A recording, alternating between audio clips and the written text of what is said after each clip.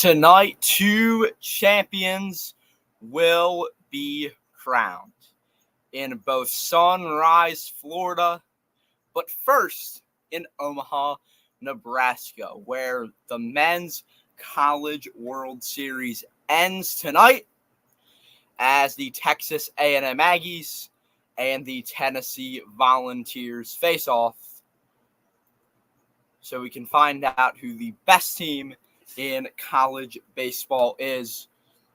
It'll be interesting to see what happens. Tennessee, the number 1 seed, A&M, the 3 seed. Should be a fun game. And then later in Sunrise, Florida, we will have Edmonton facing off against the Panthers. So Oilers-Panthers down there for Game 7 of the Stanley Cup Finals. That one should be fun as well. John Jansen joining us here in the comment section. John, good to see you. Hope all is well on your end. Texas A&M in the maroon hats and the gray jersey pants. Tennessee, I think they're a little bit crazy for doing this in the heat of Omaha. They're wearing black hat, black jersey, and gray pants. Even though they're the home team here. So, interesting. But yeah, so last year, obviously, LSU won with Paul Skeens and Dylan Cruz and all those guys. They were an incredible team. But tonight, we will have a new champ crowned. So, yeah, first live in 2 weeks, I think. Maybe. 2 weeks. Let's see. We were live on the 9th. Okay, so yeah, it's been 2 weekends since we were live. But, yeah, so currently seeing all the graphics and stuff about the Tennessee game and, everything that's going to happen, who the last team standing is going to be, et cetera, et cetera, et cetera. But, yeah, so I'm very quickly going to change something in our settings. There we go. Perfect. And, yeah. Should be an interesting one. We'll get into the nitty-gritty of the game. I'll be honest. I don't know either of these teams extremely well. Hopefully, we'll have some people on later who know something, or we'll be able to, have some discussion about this. You got both of these teams from the SEC. That's obviously a big deal. No one seed has won since number 1 overall seed has won since Miami did in 99. In Milwaukee, I know that there are plenty, or South Milwaukee especially, plenty of people rooting for the Vols, as they are. So they have a guy named Nate Snead who got the save yesterday, and should be fun to see the scene there if the Vols win. It should also be fun to see the scene if the Vols win with Nick Mastropolito. Nick the legend. He's ready for this this game as we see the scene at Charles Schwab Field in Omaha on the broadcast. And John says, I'm in Tampa. 4th of July down in Tampa Bay. Fun. Going to any games of the Trop? I've always wanted to go to Tampa. Like, it's not super high on my bucket list, but it sounds like it would be cool to go down there. And I'm not particularly excited for the Trop. Not my favorite place, but Hodag in here as well saying, hey, Sorgy Squad, what is up, Hodag?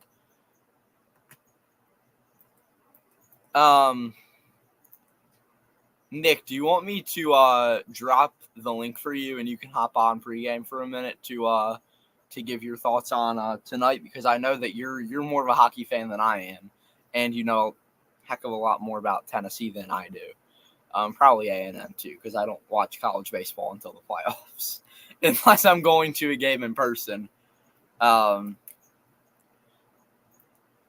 Nick, let me know if you want me to drop the link for you, and I can send that to you. But yeah, so new graphics tonight as well. I know Nick saw them earlier. A couple of the other kids I went to school with have seen them, but I made just for fun, I had made like a baseball score bug, and I just modified it a little bit for the graphics for tonight. I think that turned out better than I expected it to. So when Oilers Panthers starts, you will get that on this side of the screen as well. But yeah, so just hanging up. I know, incredible on the hockey side to see Florida up 3-0, and then Edmonton led by the captain, Connor McDavid, Leon Draisaitl, Stuart Skinner in goal. Zach Hyman, so many great players on this team. They've truly been living on a prayer these last 3 games. And they have done an incredible job of almost completing this comeback. 1 win away. Should be interesting to see if the Panthers can stop it. No team has ever been down 3-0 in the Stanley Cup Finals and forced a Game 7 since 45. That team lost. That was the Toronto Maple Leafs losing. But in 42, the Maple Leafs beat the Red Wings after being down 3-0 to them, and then coming back, forcing a Game 7 and winning it. We'll see if it happens again. Should be interesting to see what happens in both these matchups, because 2 teams will hoist trophies in their respective sports. Also, plenty of action around the MLB tonight, so probably check in on some scores. I know, most MLB teams are playing unless they have a travel day. The Giants honoring Willie Mays tonight. All of their players will be wearing the number 24 on the back of their jerseys. Rickwood Field game. We weren't live for that, but we watched it down here in the studio, and absolutely incredible game. You can see the YouTube videos of it. They're up now. People vlogging it. And our guy Tony Voda, baseball road tripper, was there. Zach Campbell, all the guys in that crew, Tony, Zach, Greg, Benny, all those guys were out there. But yeah, so currently waiting for this game to get underway. Go Cards, go Rays. No to the Go Cards, but yeah, I'm fine with the Rays. I don't have any beef with them. Other than that, actually, no, I do have beef with them because they fought the Brewers, and we don't like teams that fight the Brewers.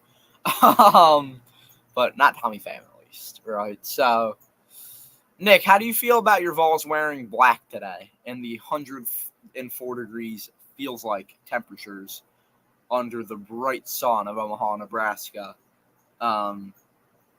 today? And actually, they have white pants, not black pants, or not gray pants, not black pants. I'm sorry, dark colored pants in baseball are just dumb. Like, if we're being honest here, that they're not a good idea. Just my opinion, though. But yeah, so currently we're seeing the curse of the number 1 seed on the ESPN graphics. So tonight will probably be a few things for those tuning in here. It's going to be obviously talking about the 2 games happening, but it's also just going to be kind of a general sports talk. It's a great night for sports, so why not talk about the sports world in general, topics people want to discuss.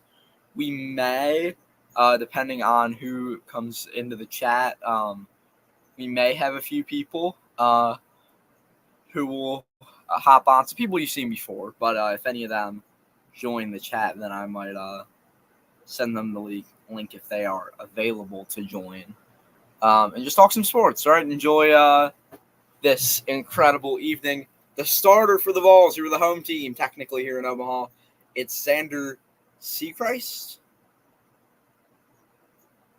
Sechrist? I don't know. I'm going to say Sechrist. That looks right. Sechrist? Yeah, we're going to go with that. 3.22 ERA, 5-2 on the year. Wins and losses are kind of a stupid stat. I've said that before. I'll say it again. Lineup for the Aggies. It is Gavin Grahovic, Jace Laviolette, Jackson Appel, Hayden Schott, Ted Burton, Caden Sorrell, Ali Camarillo, Caden Kent, Travis Chestnut. Should be interesting to see what those guys do.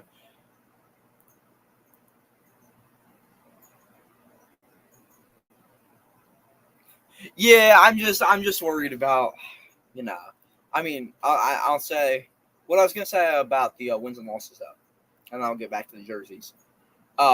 Wins and losses should be replaced by quality starts. Like that should be the replacement.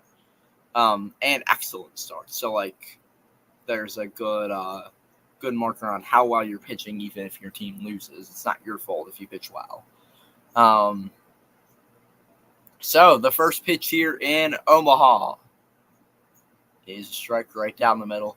But yeah, in this heat, I would have wore the orange, honestly. I feel like that would have been better. The black jerseys look great, though. Hat, it's okay. I prefer just the classic T logo, like you can see there. But yeah, so 1-1 after a ball and a strike here. Yeah. So just hanging out. How was everyone's weekend? Hope everyone had a nice time just hanging out. I didn't do much. Went bowling yesterday. What did I do Saturday? I don't know what I did Saturday. I watched baseball both days. Yeah, it's kind of been enjoying the summer. This weekend in Philly was extremely hot. Feels like of 105 it got up to, I think. But a gorgeous day today, and that is a shot to right field and will be an out. Kind of deep, not really, but into that corner. So an out recorded now for the Vols. I love this field in Ohio. I have to mention it. How the trophy is built into the field. I think it's awesome. Now up for A&M. It is the native of Caddy, Texas, Jace Laviolette. Dude is raking. Wow, 307 average. And a strike to him on a 72-mile-per-hour pitch. You don't see those pitches in the MLB much that are that slow. But obviously the college and the MLB, two completely different levels. And that is just a bit low. So a 1-1 game now.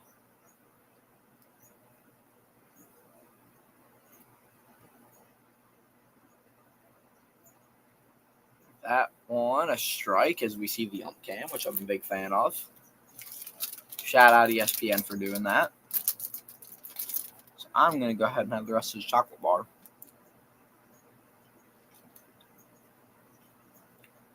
Because why not?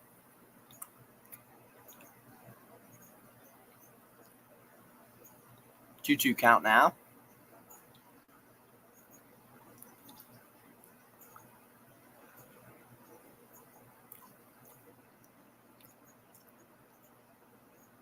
And now full count. So Texas A&M looking to get a base runner on here for Jackson Appel, who's got 10 homers and 40 RBIs on the season. A 3.25 average for him.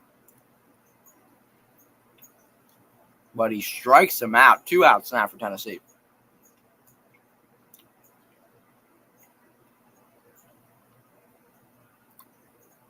Absolutely nasty pitch to make him swing and miss.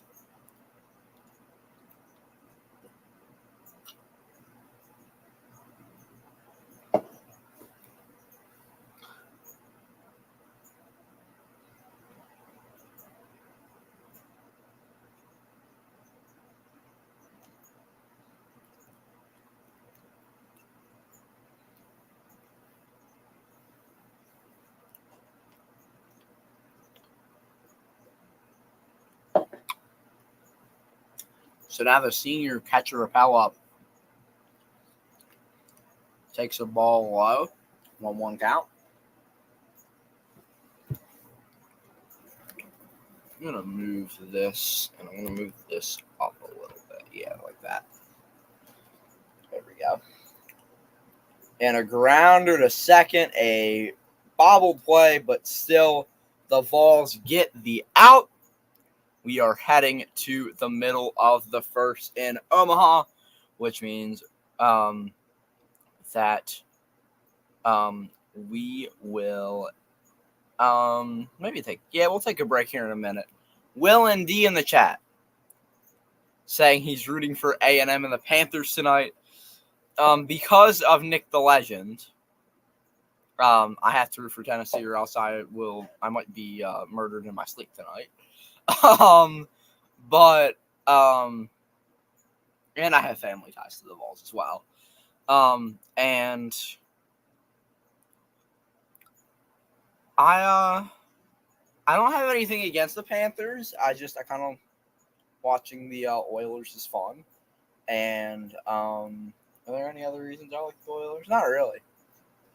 So, well, generally I'm just here for the fun though. I could care less who wins this. Panthers win, good for them. They get their first Stanley Cup win in franchise history. Well, if you would like to, you are welcome to hop on. Let me know, and I'll email you the link if you want to just hop on and talk some sports here. As I said earlier, just kind of hanging out. Long night tonight for me, 4 hours of streaming. So might as well just have some fun. Rick Barnes and Peyton Manning hanging out in the suites.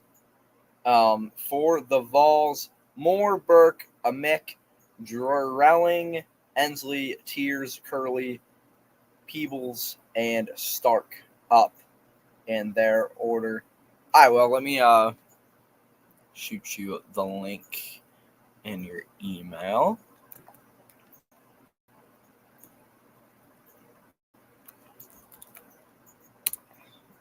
The pitcher for A&M tonight is Justin Lampkin, the sophomore out of Corpus Christi. 3-2 with a 5 ERA, 1.25 WHIP, and 63 innings pitched. Low to mid-90s. No earned runs in 2 starts in the College World Series, though, so not terrible for Lampkin. And yeah. So let's see if the Vols can get on the board early, or if they will put up a 0 in this first inning as Moore steps up to the dish. Again, the Vols in black, the Aggies in gray on a hot afternoon in Omaha. Feels like temperature of over 100 degrees. Well, I'm sending you that now.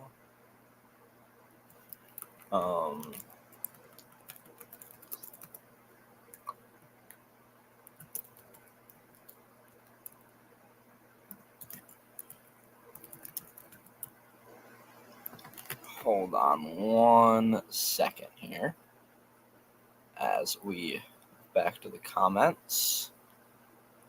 Okay, so one more, or no, questionable strike call. I thought that was a ball. 0-2 now to Moore here in the bottom of the first. Border call. 0-2, and that is a ball for sure. No doubt about that one.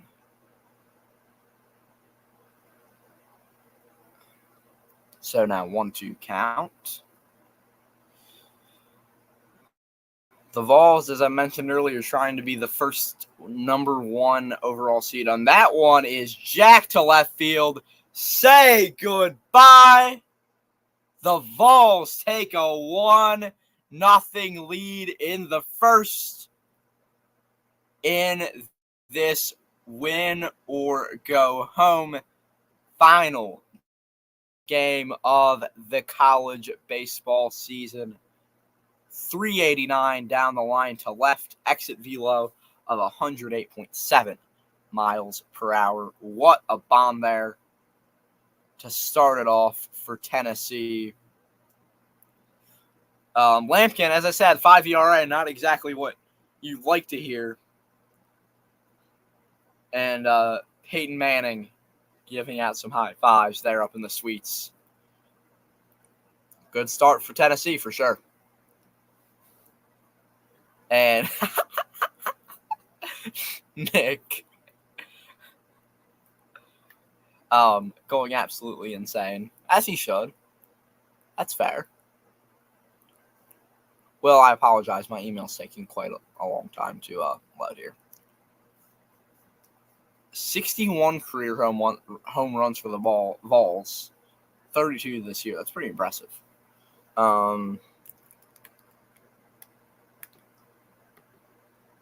Okay, Will, I'm sending you that link now.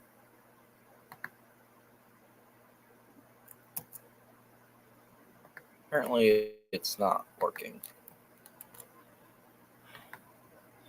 Nick, I wouldn't blame you. If your team wins a championship, you have every right to cry. And if they lose, the last time I had a heartbreaking loss in sports, I didn't cry. I was just sick to my stomach.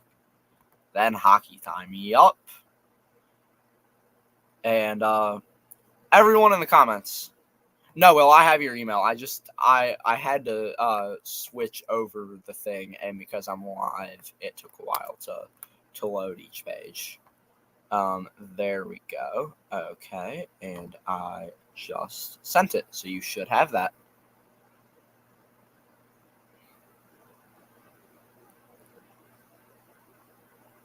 The Vols all doing a synchronized clap after Blake Burke gets on base. He's got a homer and 5 ribbies in the Men's College World Series. Let me know if it's sent, and if it didn't, then I will resend it. First, I'll try, though. I think I know which. Let me make sure I sent it.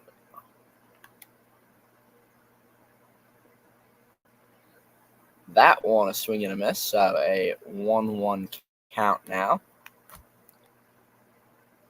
With a man on for the Vols.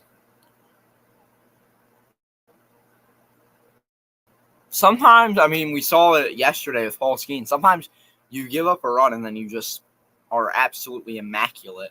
Now, I'm not saying this guy's Paul Skeens, though. Paul Skeens is on another level. Quite the elite starter.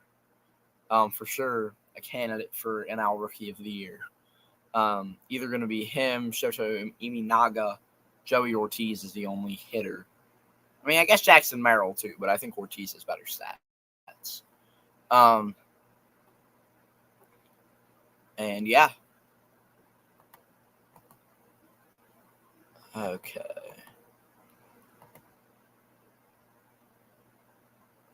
But yeah, everyone, drop your prediction for both of these games, but especially that big Stanley Cup game tonight, as the Oilers try to complete the first 3-0 comeback in the Stanley Cup Finals since 1942.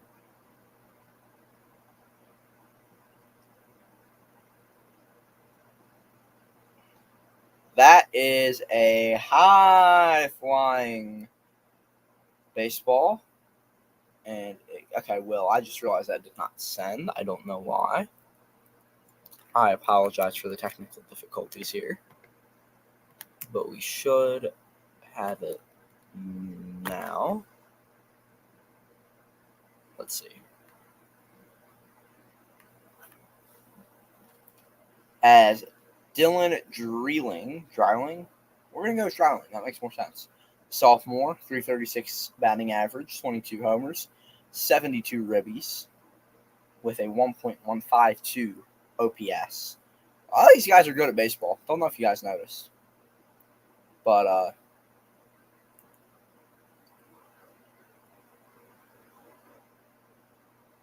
so 1-0 count to him. with 1 out, 1 man on for Tennessee. Pretty decent mix of fans, it looks like. Obviously, 2 big SEC fan bases. As here we get joining us here. Let me switch our layout around. Will, what's up? What's up, Anthony? Thanks for having me on, brother. Of course, man. Just hanging out watching this game. Tennessee up 1-0. What do you think about these 2 matchups tonight? I mean, I just don't like the way Tennessee's vibe for their baseball team. I don't know. I don't know. I don't like their coach. I don't like their players talking trash all the time. That's why I'm rooting for that A&M. But I know A&M's kind of weird. I don't know. I mean, no offense to any Aggie fan at all, but they have some interesting traditions with the all-male cheerleaders and the yelling practice. Yeah, And they had fans yelling at opponents about their bat boy that died. They're making fun of that. So I don't really like A&M either. So I just hope it was a very good game in this one. Yeah.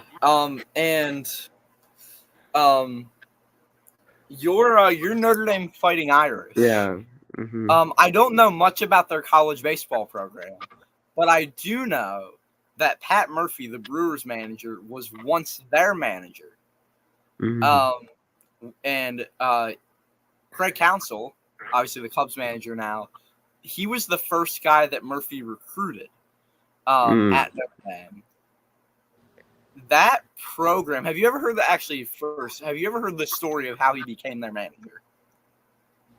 I don't know much about Notre Dame baseball. I know I can stay in a conversation with someone about it, but I don't know that much. That's fair. I mean, I don't think many people do know much about Notre Dame baseball. Not in one of the. I guess ACC baseball is pretty good, but it's not the SEC. Our manager went to Florida State. We were good for a little bit, but then our manager went to Florida State. Yeah, but so Murphy was actually a D3 manager, and he heard about the opening and just called the Notre Dame athletic office, asked to talk to the AD, and said, "You're talking to your next manager."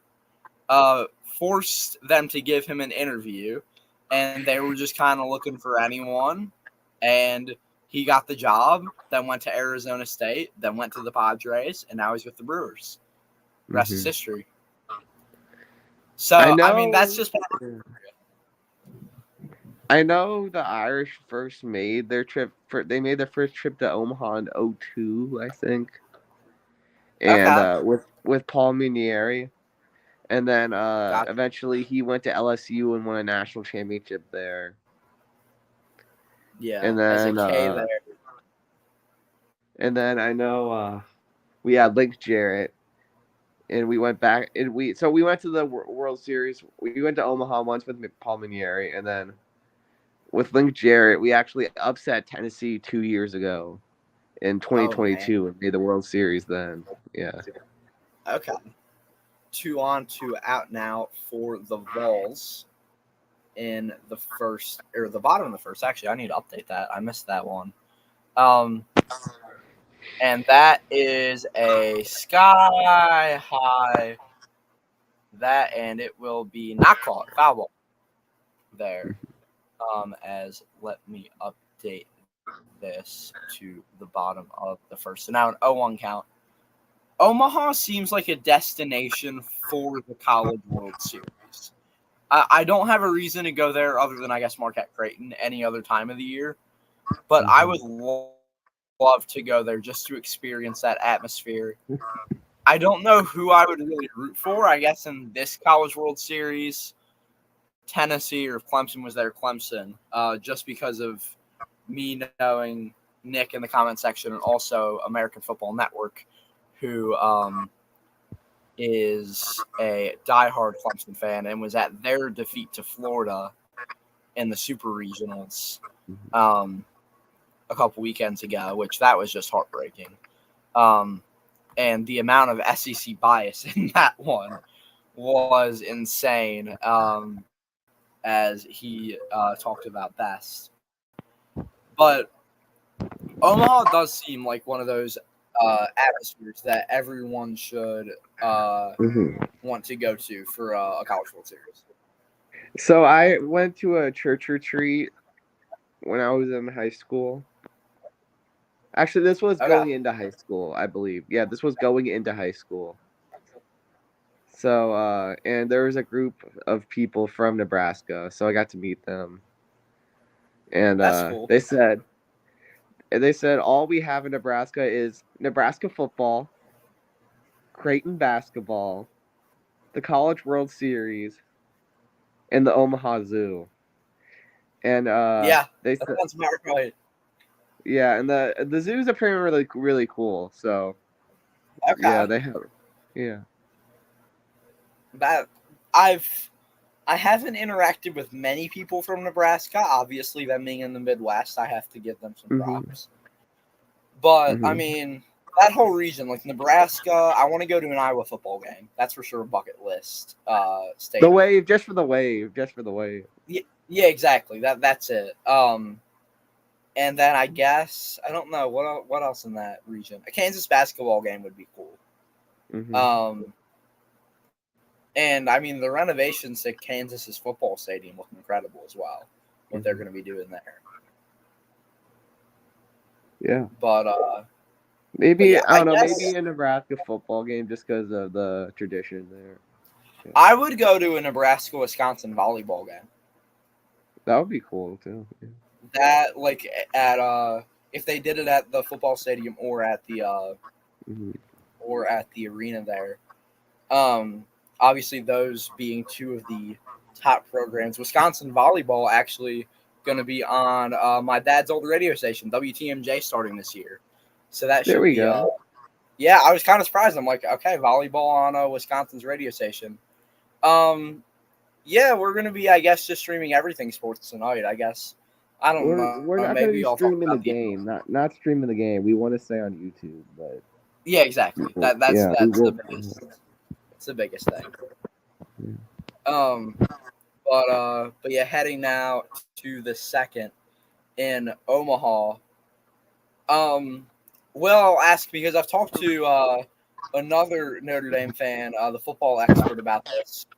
Notre Dame going into next year for football expectations. He said 11-1. What are you thinking? 11-1. Okay. Yeah, that's what. Coach, we fixed our offensive coordinator problem. We're great at like every position this year. Like, there's really just a hole just on right tackle is my only concern. I think every other position, every other player should be ready to shine this season. And a hit for the Aggies as they respond here in the second inning. Maybe they're starting to rally to get this one tied up. We will see. As I'm also updating the score. There we go. Good to go here. But yeah, so, and then I have to ask college football playoff expectations. How far are they making it?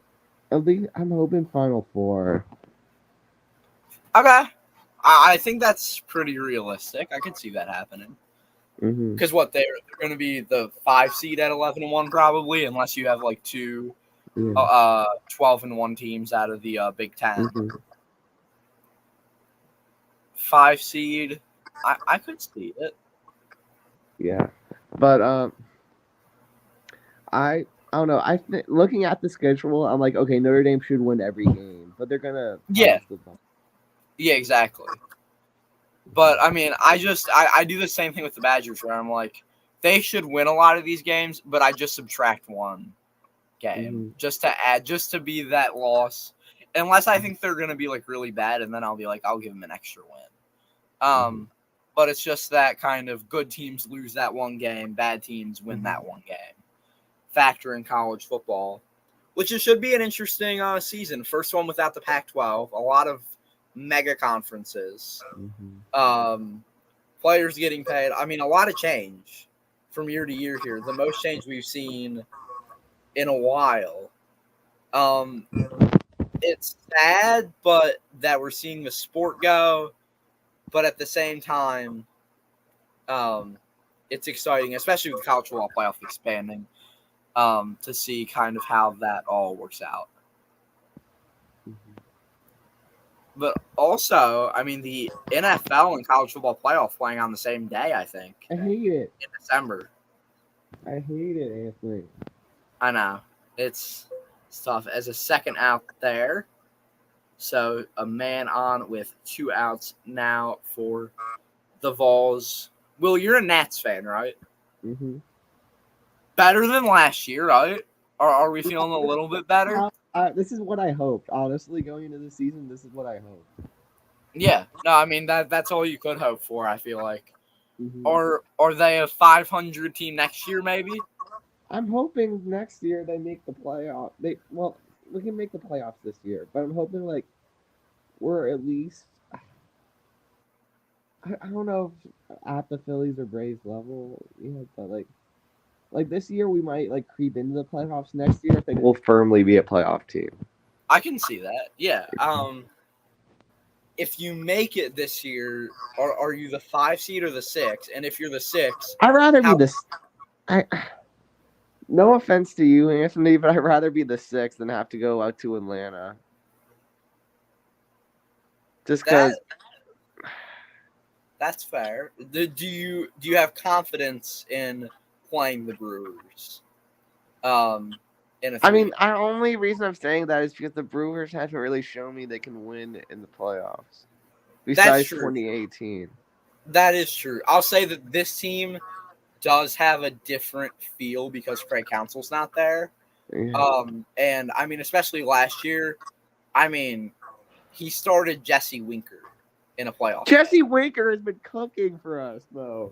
And Jesse Winker was batting 199 last year. What's he batting now? Can you look it up for me, Anthony? I'm on my phone. I got you. He's cooking this year, Anthony. I'm like, he's back. He's back. I'm so happy. Like, we needed someone to heat up, and he's heated up. Yeah. But like the Brewers have surprised a lot of people, but for me, they haven't surprised me one bit. Like I saw this coming when with them on a 90. I wasn't expecting 95 wins. I thought 90 was for sure possible. Full count with 2 outs and a man on now, as the A&M batter laid off. Winker's batting .264 with a 790 OPS, 131 OPS plus. Mm-hmm. So pretty solid, I'd say. Yeah. As the Vols get out of it, heading to the bottom of the second now in Omaha. So A&M, no runs on 1 hit. The Vols, 1 run on 2 hits. I'm trying to think of what else in the MLB is going on. I mentioned the Giants. What'd you say? Rip Willie Mays.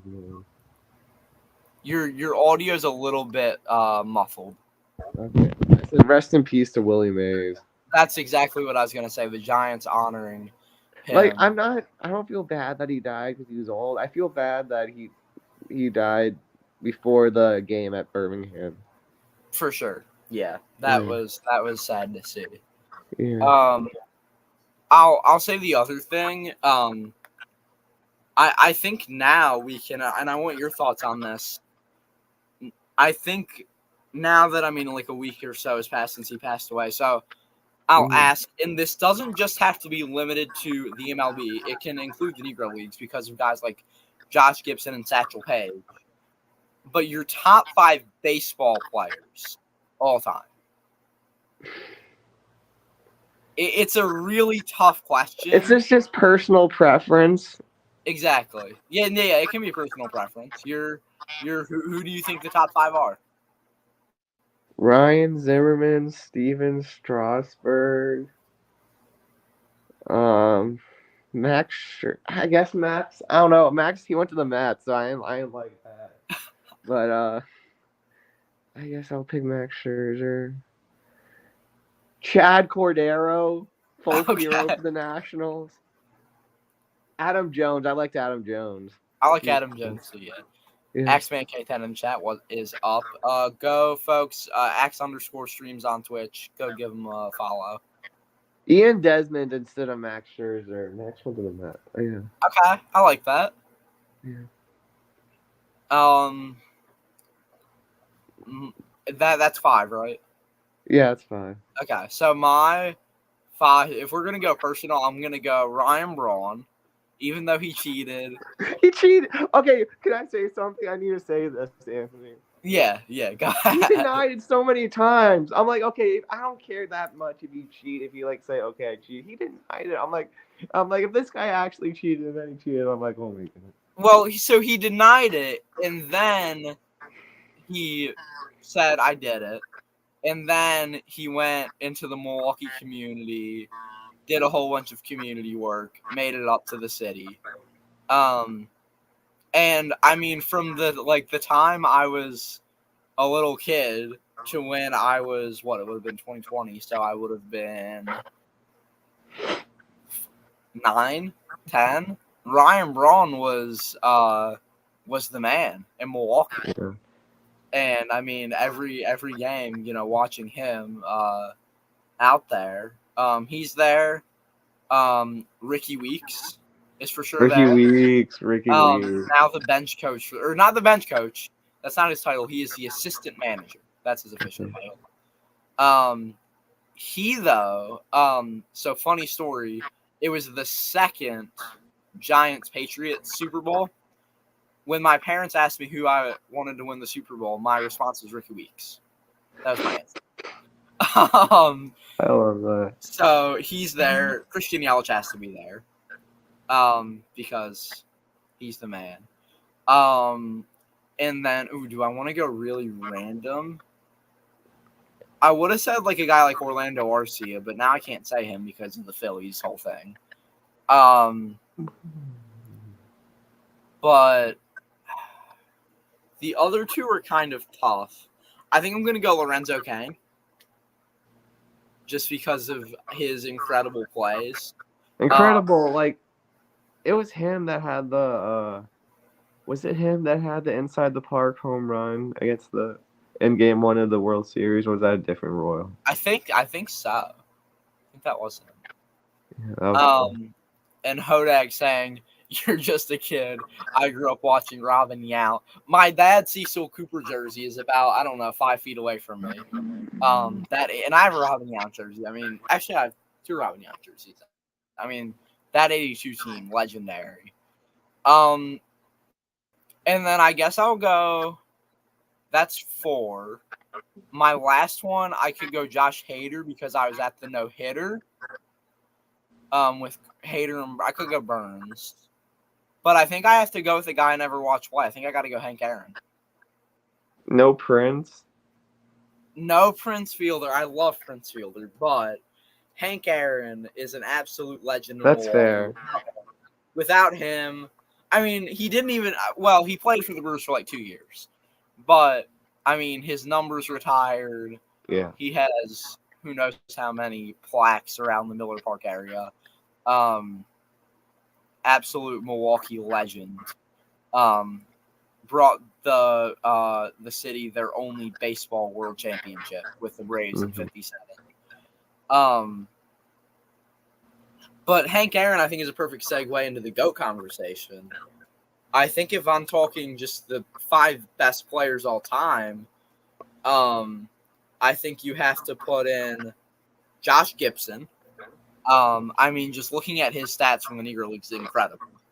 Satchel Paige for his longevity, for sure. I was about to say Satchel Paige is in there, and then Ruth Mays and Aaron. I think that's the top 5. Not in order. Actually, in order, I'd probably go. Ty Cobb has to be in there, though. Ty Cobb is tough. I feel like you can argue Ty Cobb. You can argue Satchel Paige. Ty Cobb and Honus Wagner have to be in the combo. But... yeah, I think they're for sure both top 10 in the combo. But now I'll ask you another interesting question, and my dad talked about this on Threads. Who is the best living player? who is still with us today. Hank Aaron. Wait, is Hank Aaron dead? I'm He sorry. passed away in 21. Okay. I think I gotta go with I think it's Ken Griffey Jr. It's either him or Cal Ripken. Those are your two. I guess Michael Jack Schmidt. I mean, we could go steroid people, but I'm not going there because that's my thing. I'm like, if you use steroids, like Ryan Braun shouldn't be in the Hall of Fame. I'll be the first one to say that. Like Ryan Braun now, and obviously I don't even know if he would deserve it. I don't think he would get in. Exactly, but I think steroid users should just be out. Pete Rose, because of the gambling, I'm not going to put him. I don't think the gambling didn't affect his performance on the field though.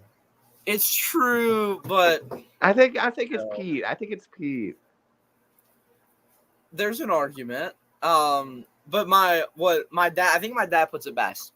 Unrepentant cheaters, the guys who have not apologized for it, can't be there. Like the guys who haven't made up for it. Like so the steroid era guys I just take out. But I mean, and didn't he only bet on his team to win? I think he did. So I don't know. I'll go with Pete Rose. Pedro Martinez is for sure in the conversation. Pedro, yeah. I didn't realize his greatness until my dad showed me the great Foolish Baseball video about his 1999 and 2000 seasons. And, I mean, dude had... He was filthy in that All-Star game at Fenway. Exactly, yeah. And by the way, for those who haven't watched it yet, Fenway Park video up now on Soldier Stories. That Fenway, I'm saying it's tied for my favorite stadium, but it's for sure the best experience I've ever had at a game. I've toured Fenway. I need to go to a game there. Yeah. I've been to Wrigley. Wrigley and PNC were really cool. I went to both. I love PNC. Yeah, PNC's really good. I saw the Nats clinch their 2014 Eastern Division title there. That is awesome. Mm-hmm. Yeah, okay, so let's go into this conversation. Top three, because, I mean, we're watching baseball, so, you know, we're talking about baseball, so why not keep this theme? Oh, which is a better experience, Fenway or Lambeau? I'm a Packers fan, so I'm obligated to say Lambeau Field. That's an obligation. But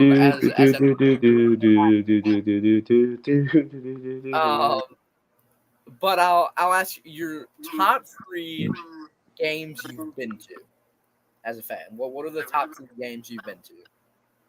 Capitals Lightning Game 6 in 2018 was really cool.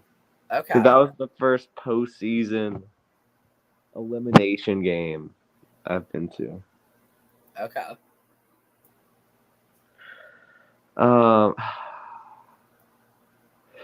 Being number 2, Notre Dame USC, just all the tradition of that game. Oh man. Yeah. That sounds incredible. And then number 3, I would say Wizards Hawks playoff game. Okay. I think I have to go with 3 baseball games. Mm-hmm. I've never been to a postseason baseball game. That's the problem. Like I've been to so many Nats games, but I got to go with the number 3. I'll go with the Brewers Rockies NLDS game 1, where in 2018 where Mike Moustakas walked it off in extras. Number 2. See, 2 and 1 are tough because you have 2011 NLDS Game 5 where Niger Morgan walked it off to send the Niger Morgan, man, what a goon! And also the 2021 Burns Hader no hitter in Cleveland. Mm-hmm. It's so tough between those two. But as my dad says best, when I'm at a playoff game, bring heart medication for the Brewers. Because the 2 I've been to were both walk-offs as the second inning. I've always rooted for the Brewers in the playoffs when they were playing the Nats. I really wanted Gio Gonzalez to win, but Gio was a fun guy to watch. Like, he love wasn't our best Gio. pitcher, but Gio is. I mean, that 2018 pitching staff was not as good as like the 21 pitching staff. But Yelich was going wild. But yeah, Yelich was going wild. Braun could still hit. Kane was hitting like 300. I mean, you had Manny Pena batting like 250. Mm-hmm. It was an incredible team to watch. As we are about 10 minutes away from not puck drop, but the broadcast at least starting in Sunrise, Florida. But yeah, I'm trying to think of other. I've been to a couple games at Camp Randall, but I was really little and didn't remember them. This isn't a game, but it's a cool experience going to Fiserv Forum the day it opened and getting to tour it. That was a really cool experience, getting to see the home Bucks. Marquette games are always special, especially sitting in the student section. I guess Marquette Villanova, when Villanova was ranked and we knocked them off, that was cool.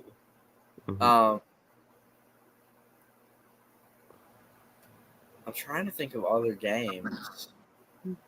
The Packers game I went to was one of the worst games you could possibly shoot. It was a rainy. Every Commanders game I've been to, we've lost, and the last two have been bad blowouts. Bad. Man.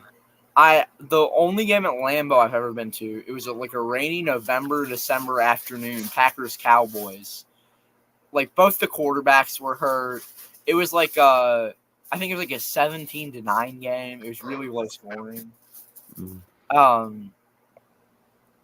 But seeing a Packers Cowboys game, that was cool. And then what else have I been to at Lambeau? Packers family night, like the scrimmage with fireworks. That's cool. And then I went to a preseason game, Packers Raiders. And Lambeau is just, I mean, even if you're not going to a game, just going to Lambeau to go to Lambeau, that is a drive to left, but a running catch by the left fielder. Gets it there. I'm trying to think of other things as on the screen right now as we await the Oilers-Panthers Game 7. We are seeing Wheel of Fortune on ABC. Pat Sajak isn't doing it anymore, right? I'm not sure. I don't know. Oh, okay, well, my dad says that's him. Okay. On the screen, but I've never been a Wheel of Fortune watcher. I've always been more of a Jeopardy man. Yeah, I haven't watched either like a lot, but if it's on, then I'll see it. But like of all the sports, I'll say baseball is for sure. Now, like watching on TV, it's not the best, but in person, there's nothing like a baseball game, like of what I've been to. Now, that said, I haven't been to a playoff hockey game, which seems like an incredible atmosphere. Like, it was win or go home. It was a crazy atmosphere. Yeah, and I mean, I've seen Red October in Philadelphia a few times now. I can't wait to see what an orange May or June looks like with the Flyers. Matvey Michkov coming over from Russia as a double there for A&M. They get a guy in scoring position with one out here in the top of the third. But like baseball is just being able to sit down in your seat and watch what should be 3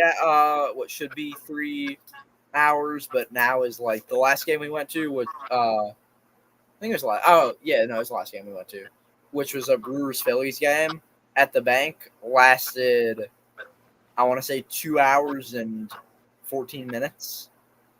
Incredibly short. And that's the one thing I don't like about the pitch clock is when it gets to the. Did you see we got walked off at the pitch clock on Saturday? That was you guys who got walked off? We took 2 out of 3, but the one we lost was. I didn't know that was the Nats. I just saw the clip, but I didn't. It was like 8 a.m. and I wasn't paying attention to it. I just saw the caption. It finally happened. That's my issue with the pitch clock is I'm like, we can't have a walk-off in Game 7.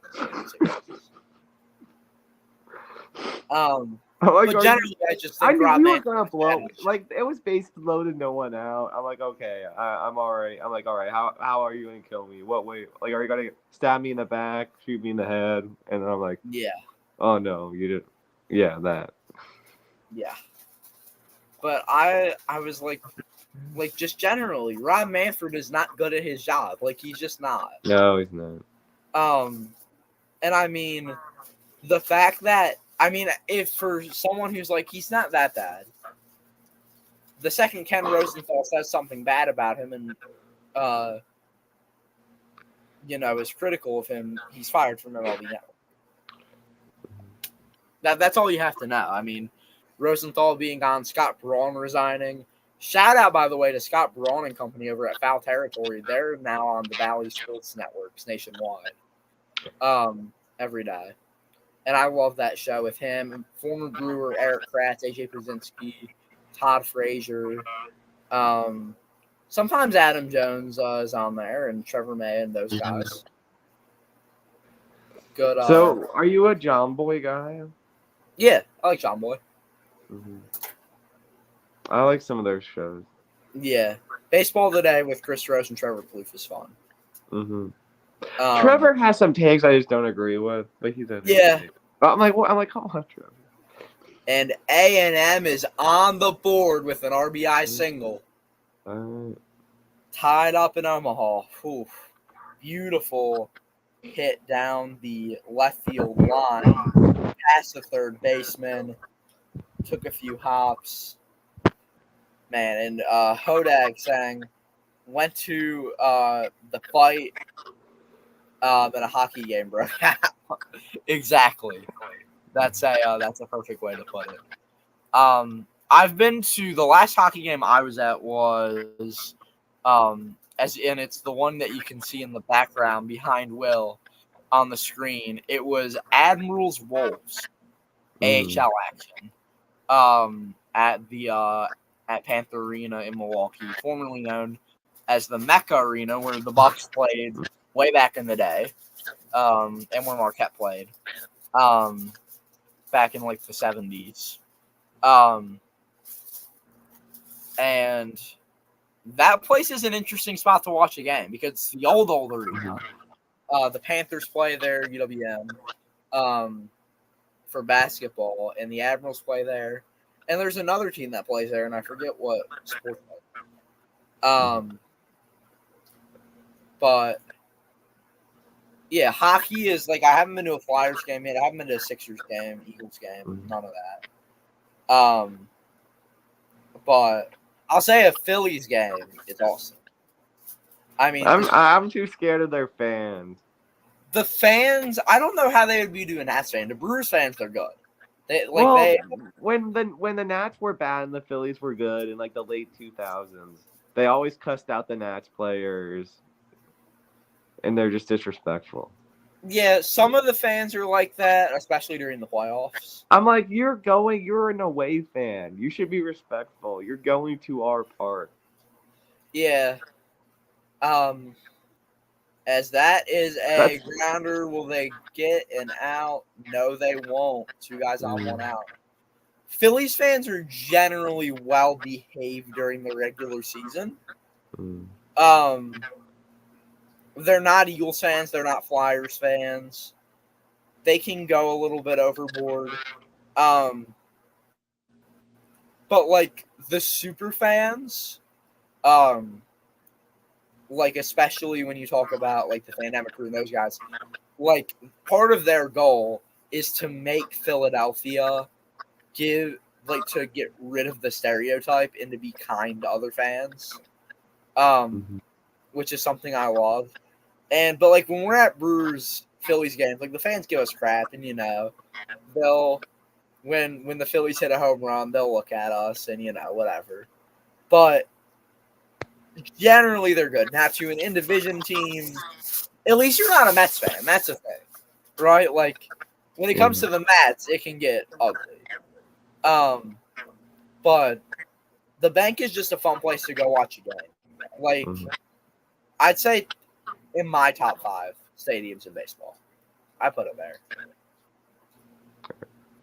My Mets battery's Park. running low, Anthony. I'm just letting you know. So I might be kicked out soon. Okay, gotcha. But yeah, I'd say Nats Park about the same. I'd say it's on par with Miller Park in Milwaukee. Fans are. Did you have a bad experience with any Nats fans? Probably not. No, fans were great. Most fans were great. Like almost all the stadiums we've been to, I'd say for the most part, all the fans have been good.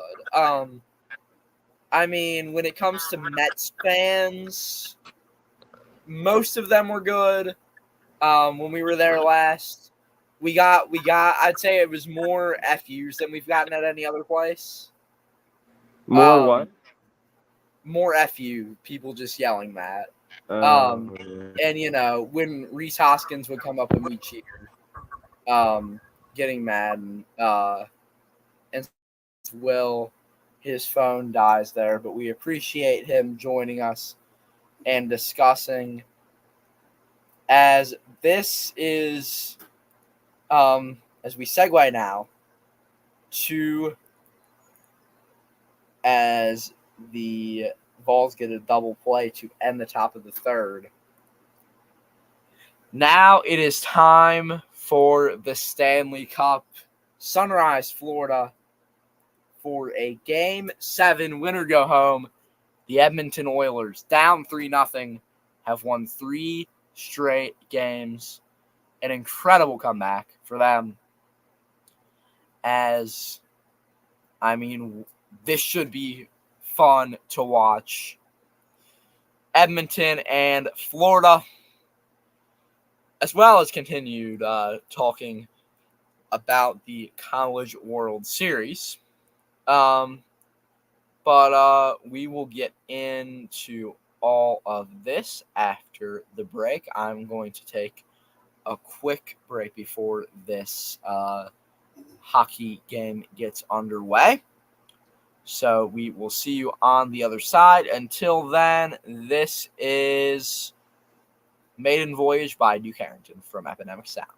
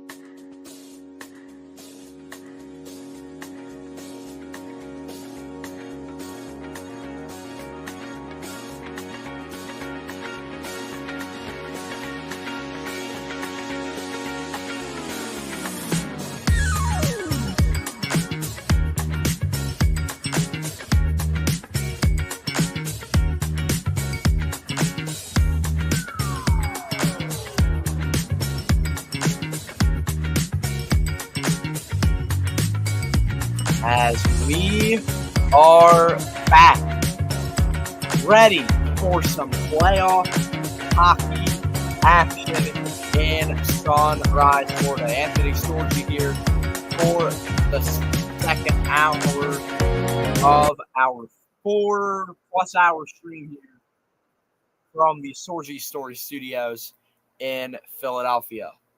A 1-1 game in the bottom of the third in Omaha. Game 3 of the College World Series is that one is deep to the right center, but caught at the warning track. Tennessee leads, though, on a sac fly 2-1. The Vols take the lead. As we get ready for the biggest game in hockey of the year and the last of the season, Florida and Edmonton. Edmonton down 3-0. They've come back, tied the series. An incredible comeback for them. Happy Hodag, as always, talking some jet lag the game. Shout out. Go Sam and Toby. We'll see what they do.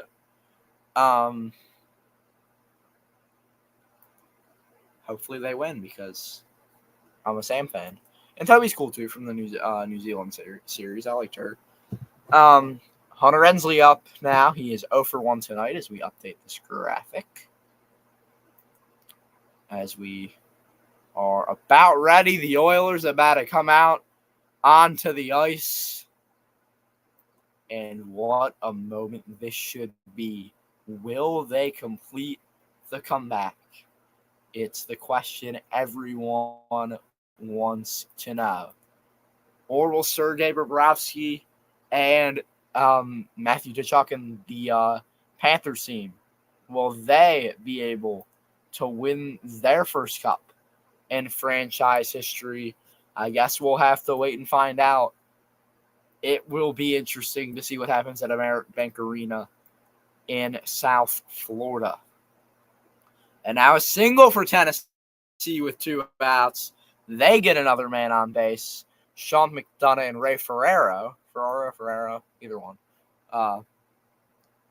on the call on ABC or ESPN. I don't know what networks that's on. Who knows? But we see a beautiful liner there from number 9 for the Vols. This is going to be obviously 2 very similar sports in hockey and baseball, and the fact that there's not always scoring. So it'll just kind of be going in between the two, talking a little bit about both.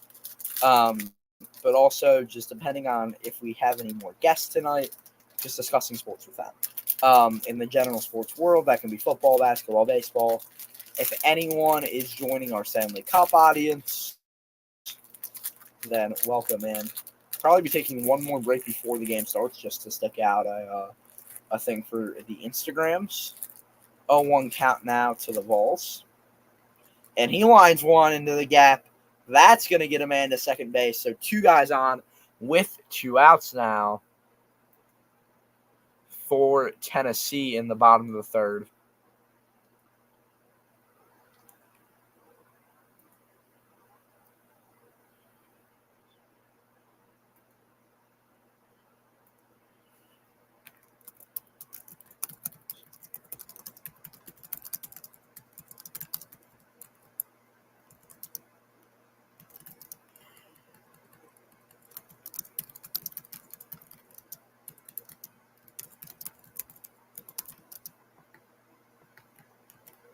Okay, so Dean Curley up now, as I just send a quick link to a couple of people. I'm going to send it to one more person.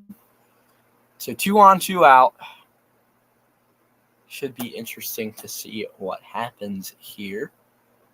As a mound visit for Texas A&M. I don't know if it's technically a mound visit, just a catcher talking with the pitcher.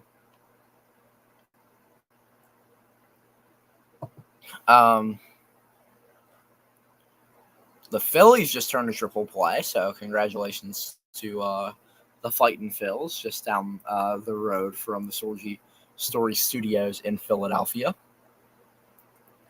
where we are streaming from tonight.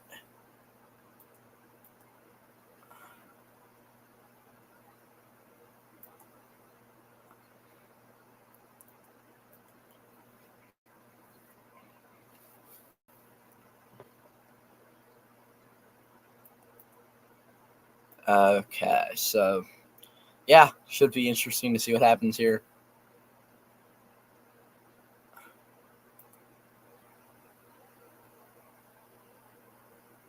Yeah, they turned triple play. I didn't see your comment, but I went on Instagram and saw it. So I'm currently trying to shoot someone a message on Instagram.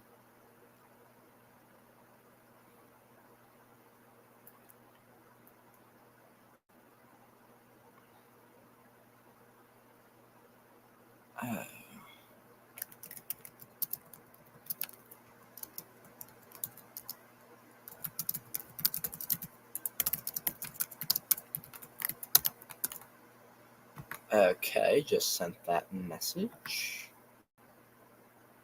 Okay, so yeah, in Detroit, that's not a bad thing, Nick. Detroit's a nice town, a lot like Philly in a lot of ways.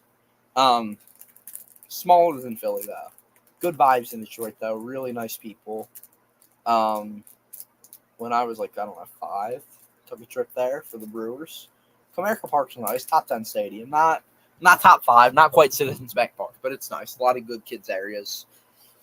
Up there with the Phillies for the best kids area in baseball. They have the carousel, the Ferris wheel, a lot of stuff that most teams, honestly probably any team, doesn't have in the sport.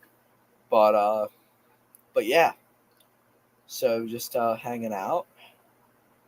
Nick, how are we feeling about the Vols up 2-1? Are we confident? Are we not confident? Are we in the middle? Let me know. Just finished up a nice shout out YouTubers supporting YouTubers, Mr. Beast Bars. On sale for 79 cents at our local Ollie's Bargain Outlet. My first time ever in an Ollie's. I know they're a nationwide chain of stores. And yeah, it's a nice little store. Got some chocolate, got some candy. So yeah, cool. Josh Stewart now on for the Aggies here in the bottom of the third. He's got a 4.6 ERA in 29 and a third innings. He gives up about a hit an inning. As he comes on with 2 on and 2 out in the bottom of the third. Looks like we'll be having a puck drop in about 5 minutes. Probably around 8:20, 8:25. In Sunrise.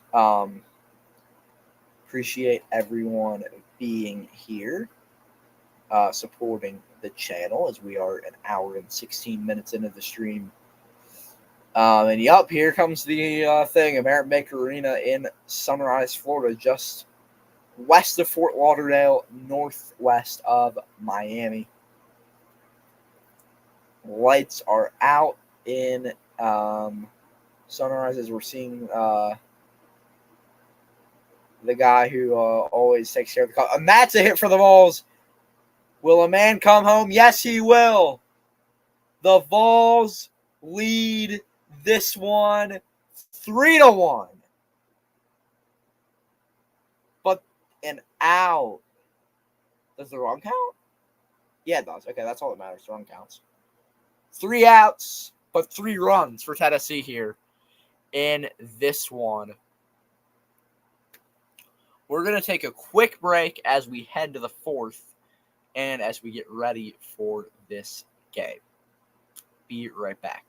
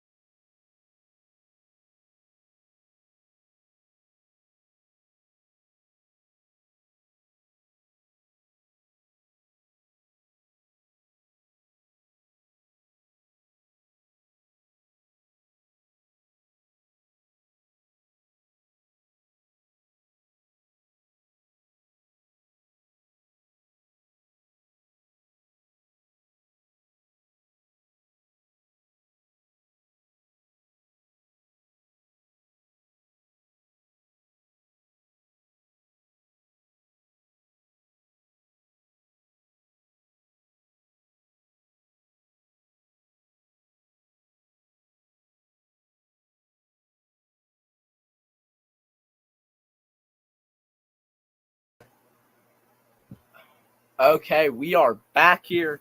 Top of the fourth. Jackson Johnson in the building. The lighting was a little off before, so I added this new light as it gets darker in Philly.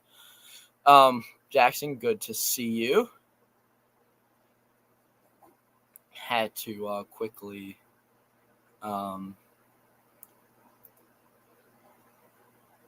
as by the way, we have the Canadian national anthem, "O Canada." So actually, we're going to take a break from the national anthems. We will be back on the other side.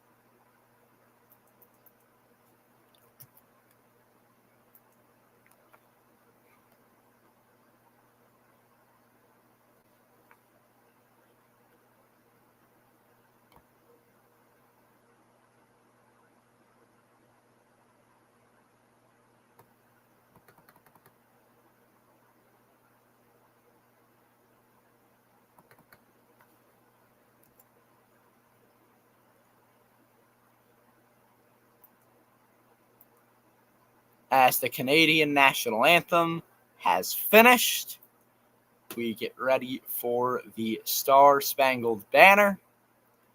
The color guard out at Amerant Bank Arena. Top of the fourth in Tennessee. Here comes the national anthem.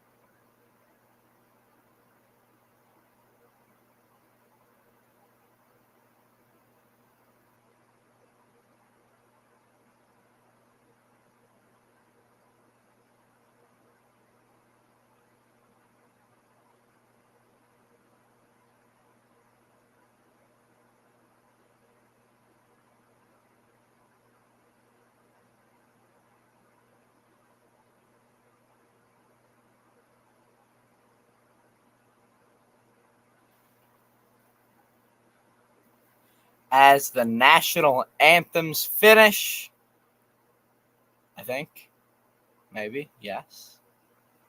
Yeah, I'd say so. So here we go. The biggest game in hockey starts now. I am not a huge hockey fan, but I do know something about the playoffs, and that is that there is nothing like playoff hockey, and there is nothing like Game 7 of the Stanley Cup Finals. Roberto Luong there doing the honorary drumming of the game. The big Panthers drum out there, and man, of course, as it is in Florida, when the national anthem happens, they yell red and night. Red because that's their main color, as you can see there, and night because of Panthers legend Spencer Knight. But man, this should be interesting to see what happens as the Vols get a second out, 16 outs away now from their first College World Series win ever. As it is time for the puck drop. Here we go. Edmonton starts with control of the puck. And I've never done hockey play-by-play. I don't know most of these guys' names. So I'll just tell you kind of what's happening. Edmonton in the Florida zone, but the Panthers Edmonton still has it. Can they get a goal early? Nope, it's sent out. And now the Panthers take it into Edmonton zone.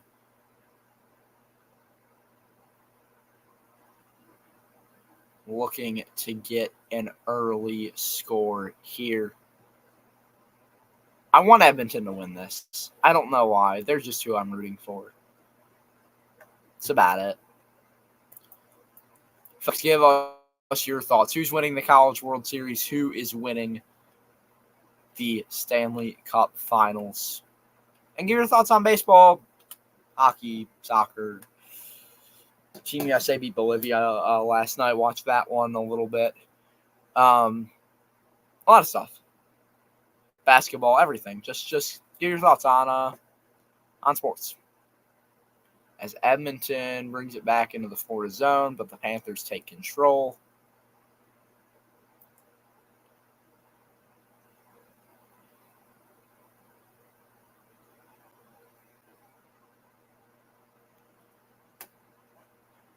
Edmonton with the puck now, and they just give it right back to Florida. Awesome. Jackson, if you're still in here, you are more than welcome to hop on and join. Oh, and we get a stolen base. So with 2 outs now, the A&M runner steals a bag. Yeah, Jackson, you're more than welcome to hang out with me here on stream.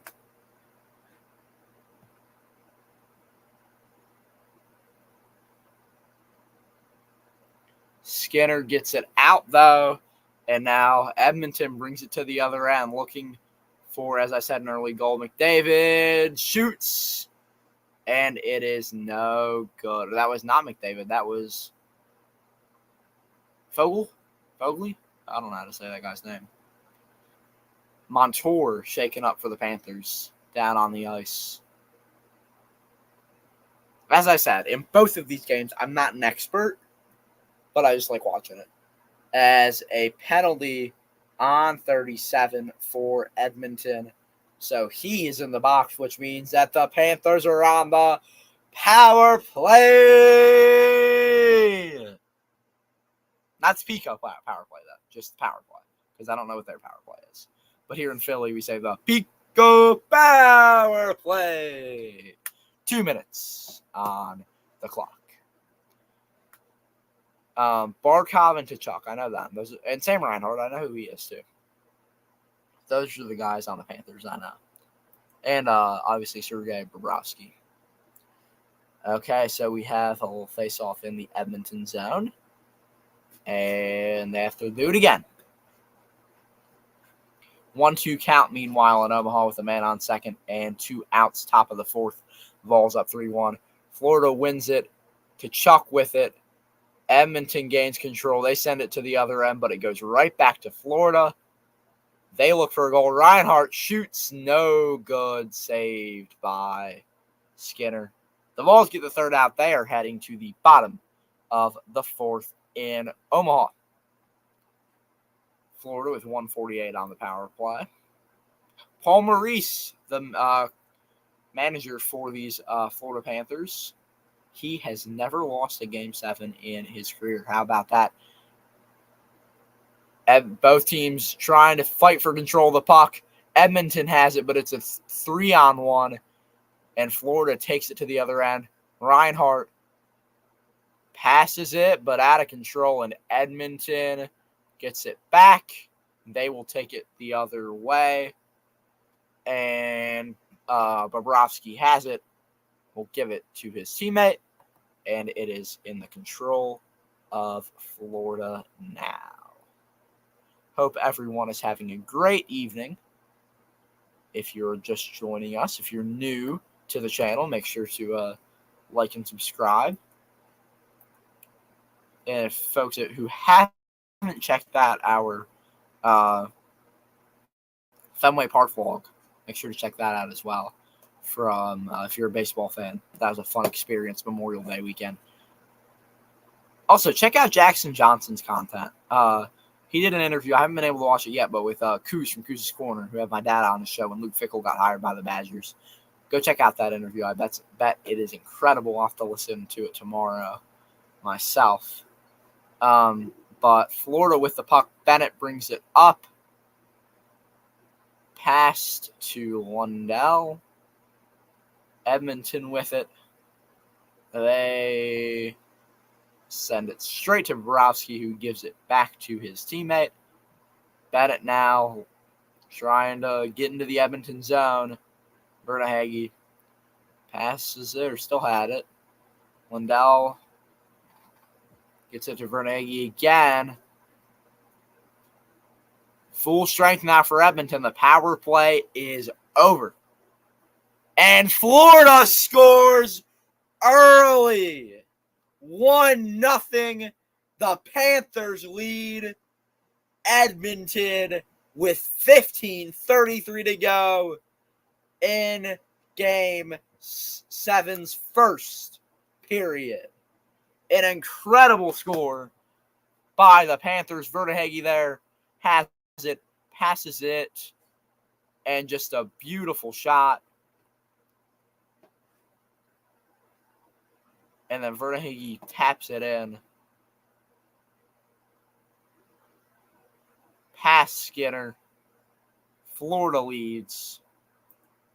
Yeah, Jackson, I'm hoping for it. So Carter, Vertahage. Pretty good. So the Panthers' first lead since Game 3. The Oilers looking to make history. They're going to have to come back and win this one now. Playing from behind, it's something that they have done before. They have to do it again. Skinner gets it out. Edmonton looking for a quick response. Almost losing control, but they take it down to the other end. And they lose it. Can Florida recover here deep in their own zone? Yes, they can, taking it to the other end of the ice.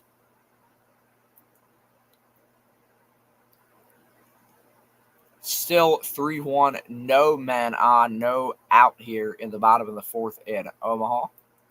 But meanwhile, 1-0 the Panthers lead the Oilers as I update that graphic.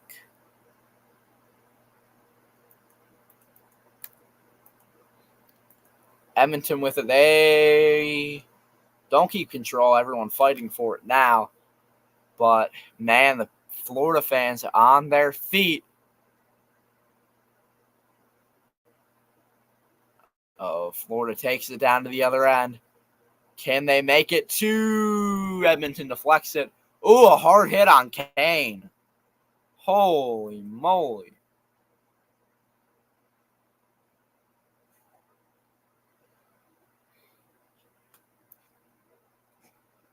Still in the Florida zone. Edmonton tries to take it to the other end, but another hard hit. And Florida just playing more physical thus far, and that's what it's a huge part of hockey, as most of you know. One of the most physical games in sports. Florida just maintaining possession, showing their control on this game so far.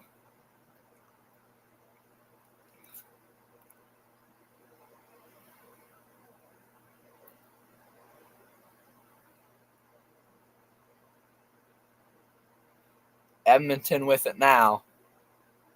Florida with 3 shots. Edmonton has 2. And Edmonton ties it! What a score!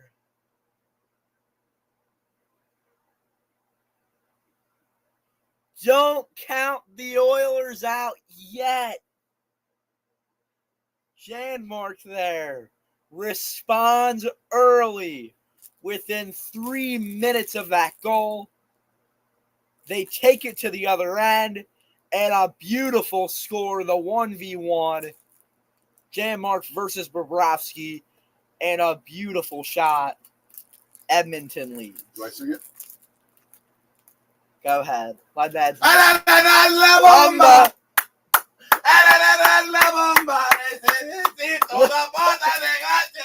Little bit early. They haven't won yet.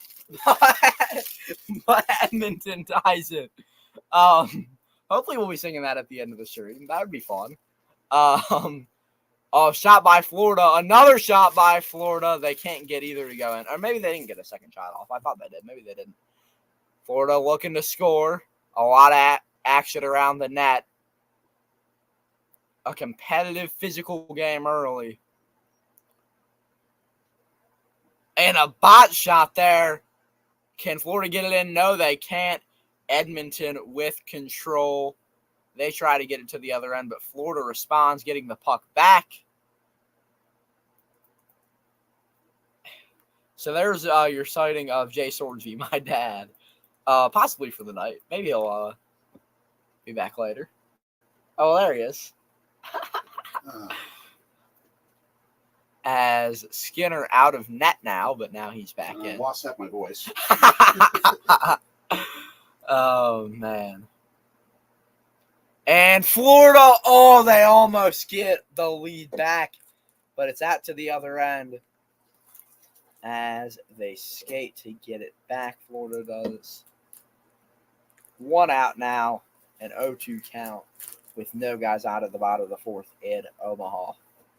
11:56 to go here in the first.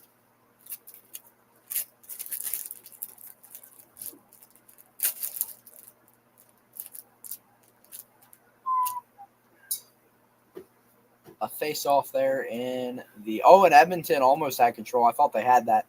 Florida looked for a goal there. They put the shot up, couldn't get it. Nice catch by the Aggies there in the College World Series to get the second out in the bottom of the fourth as they're down 3-1 to Tennessee. Florida to the other end now. Bad shot. I don't even know if that was a shot. If it was a bad attempt. As a very competitive hockey game thus far in Sunrise, Florida. As we see Leon Draisaitl there to Chuck, embed it, hit the bench.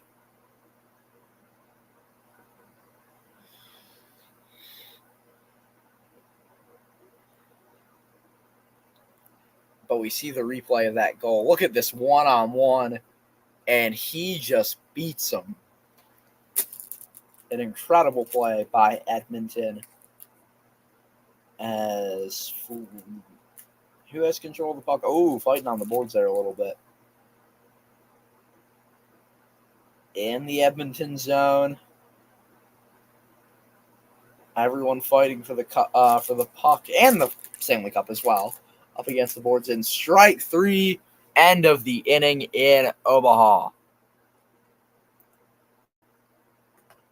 Florida has it. Almost a goal. Pretty close. Good attempt there. Edmonton takes control back. Florida dominating the offensive zone by 1 minute and 42 seconds thus far. 10:25 left in the first period in this one.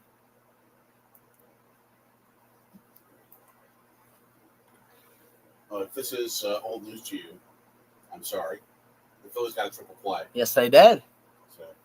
Per Instagram and Nick the Legend.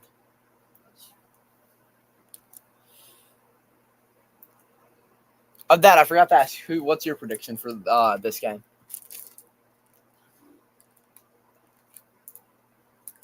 I'll say 4-3 Edmonton. Okay, I like it. 4-3 Edmonton. I agree with that. As they look to get a second shot. Don't there. Edmonton with nice control now.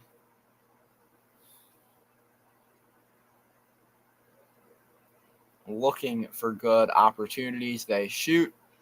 No good again. And it looks like Florida might take control now. Edmonton keeps it.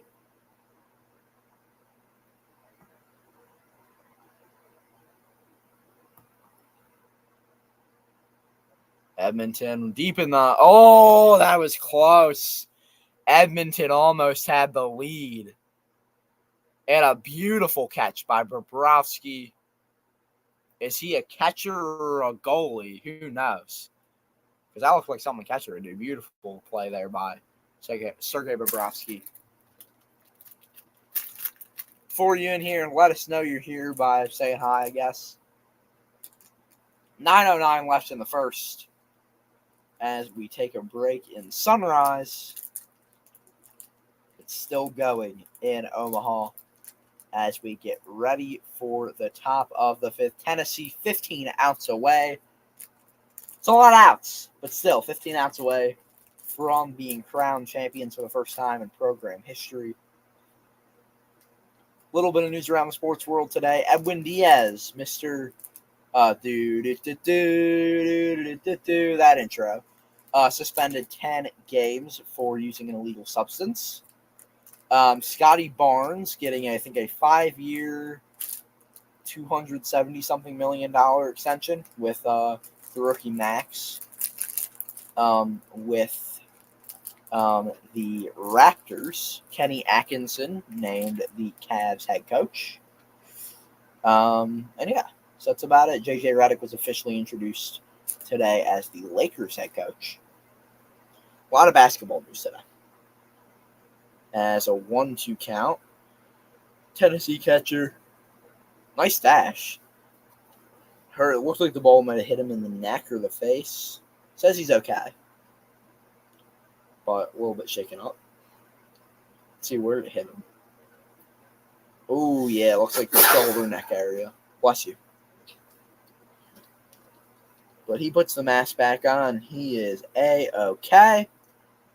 66 pitches for Tennessee starter tonight as we are back in Florida. Grounder foul there.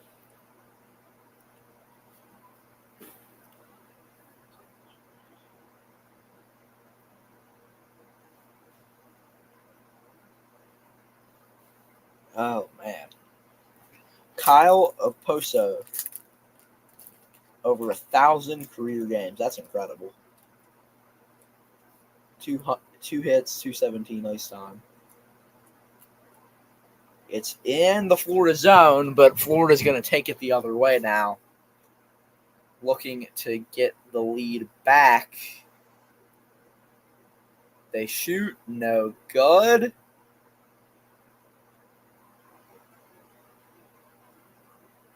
That was a weird shot attempt from behind the net. Swing and a miss, so an out for the Vols here in the fifth as they just counting down the outs now. About almost halfway through this game in Omaha. Edmonton with the puck in their territory, just kind of hanging out, trying to get more guys in white. By the way, I forgot to mention Florida, blue, red, blue uniforms. Edmonton, white, blue uniforms today.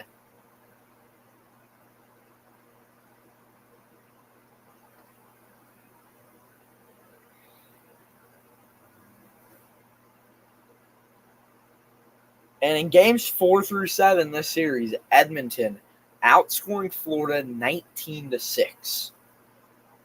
A complete flip from the first 3 games where they only scored 4 goals while Florida scored 11. But yeah, so Edmonton still in their own territory, looking to in their own zone, I guess you would call it. They get it to the other end.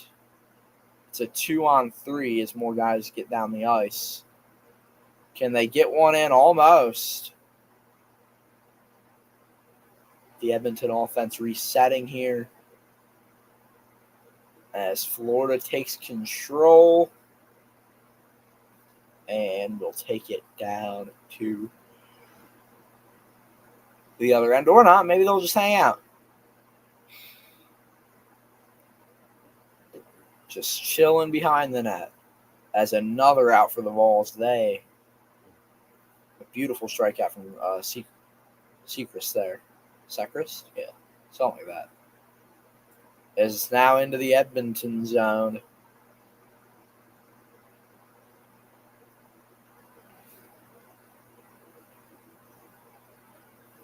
Edmonton. McDavid has it. Whenever he has the puck, it's dangerous. As anyone knows, almost a goal, but a good stop.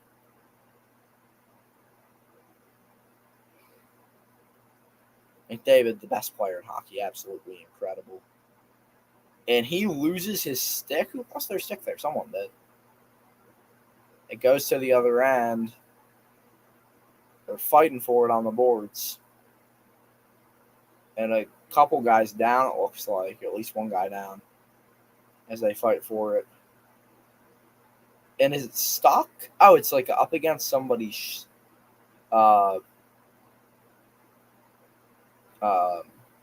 skate. That's the word I'm looking for. Cleat isn't the right word. Shoe isn't the right word. I'm like, what's the word? And then I was like, skate. There we go.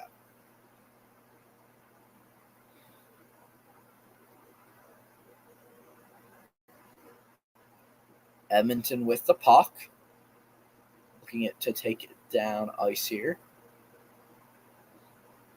And that is a little bit of a flyer. 2-2-2 out here.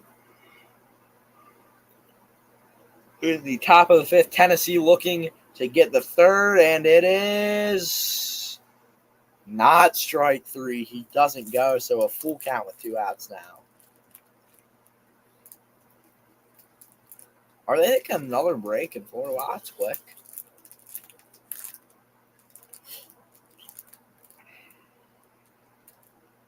Strike three.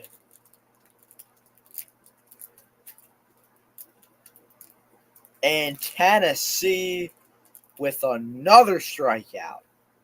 Holy moly.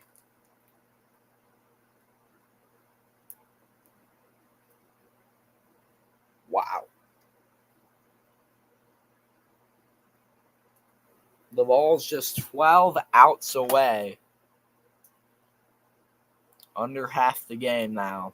Away. Well, exactly half the game, actually. Away from winning it. As we head to the bottom of the fifth. And we will take a quick break because we're on break in Sunrise. We're on break in Omaha. So we will be right back after, let's go, Salamanca by Sarah, the Instrumentalist. Wrap it out sound right here on Georgia Sports.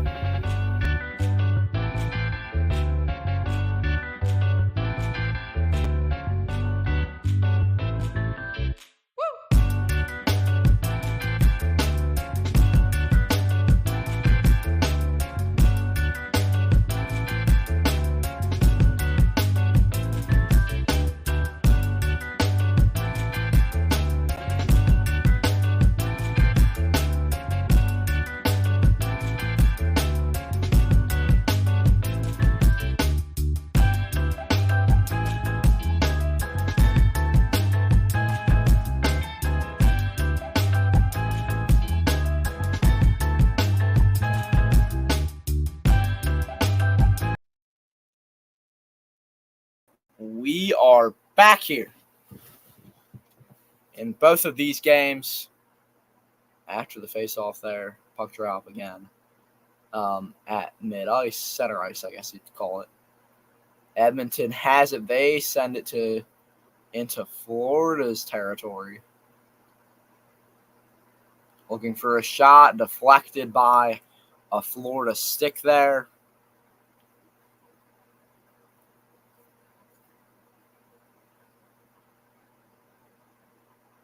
And Edmonton just keeping control. Looking extremely calm and cool thus far. And Bobrovsky with a save. As we are back at Omaha, Blake Burke up to the plate, the first baseman for Tennessee. He's 2 for 2 tonight. Make sure to drop a comment. Give your thoughts on these two games or sports in general. Burke, a deep drive to left, but it's only warning track power. His first time of the night not getting on base. So it's out now in the bottom of the fifth. Face off in Florida's zone.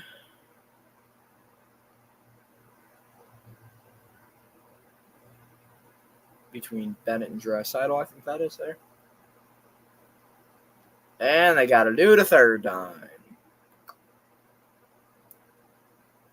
Tennessee, a pop-up. First baseman is under it. Second baseman has it, and he's out. Edmonton has it. They look for a shot. No good.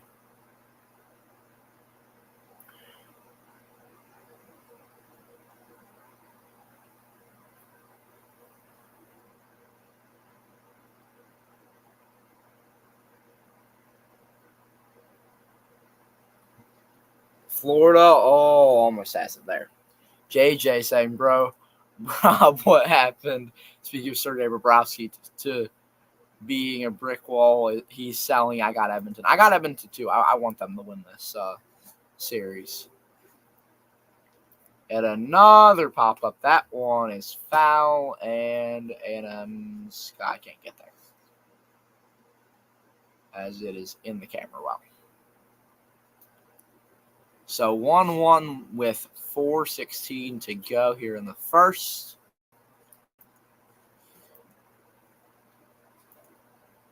Islanders. Yeah, I know you're an Islanders fan, JJ, but all right.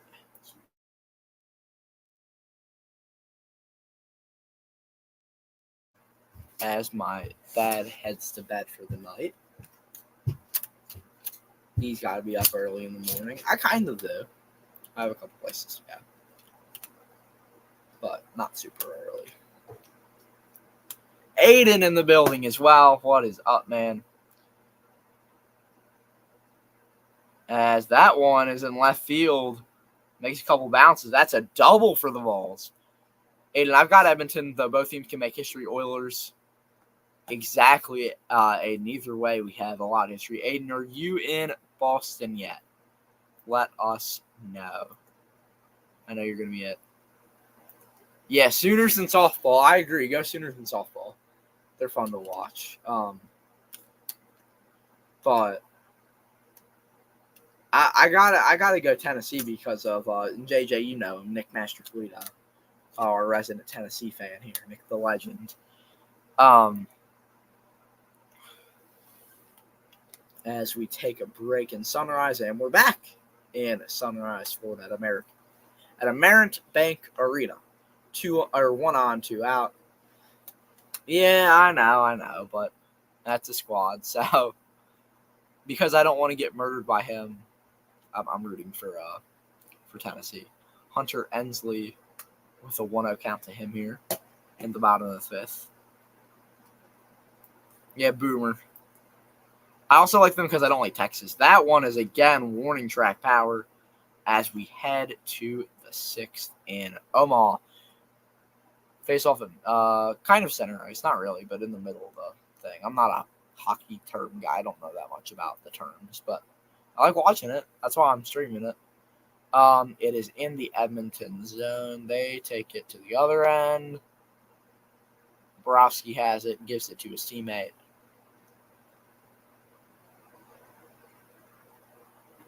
Both teams playing, I'd say, decently aggressive thus far. A lot of physicality, as is in hockey. That's part of the game. Where's the graphic? There's our graphic. I got to change the little arrow so it can say we're heading to the top of the 6th in Omaha. There we go. Perfect. 3:44 to go in the first. Edmonton with the control of the puck.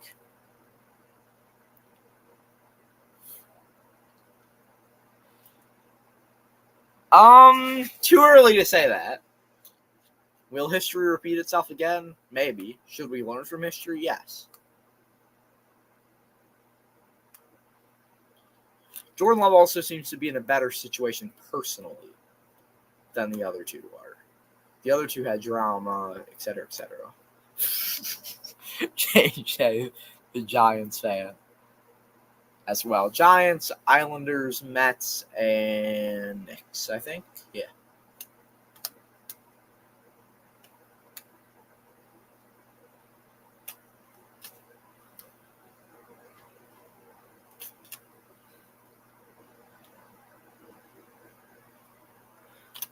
See, but who wants not Daniel Jones starting when you can have Tommy Cutlets? That's who I like on the Giants.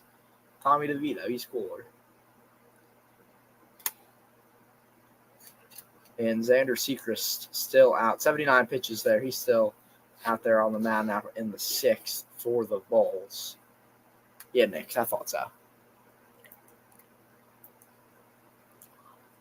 What's the weirdest combo of of sports teams that you know someone likes? Like of the teams, like I know someone who is a Ravens, Reds, Lakers, Devils, Georgia football, Kentucky basketball fan. Exactly, Jackson.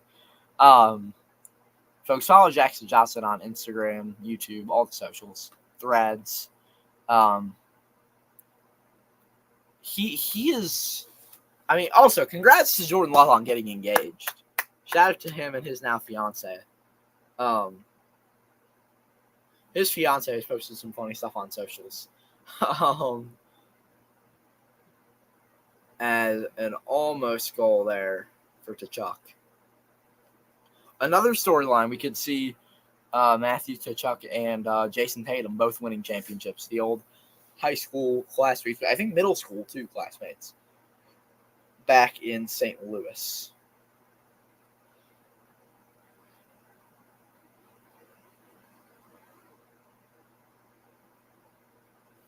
And Indiana, who do I like in the WNBA? I don't really watch the WNBA much. Caitlin Clark's entertaining. Tennessee gets another strikeout there. Is the 7th of the night for the Vols. Great pitching from Xander tonight.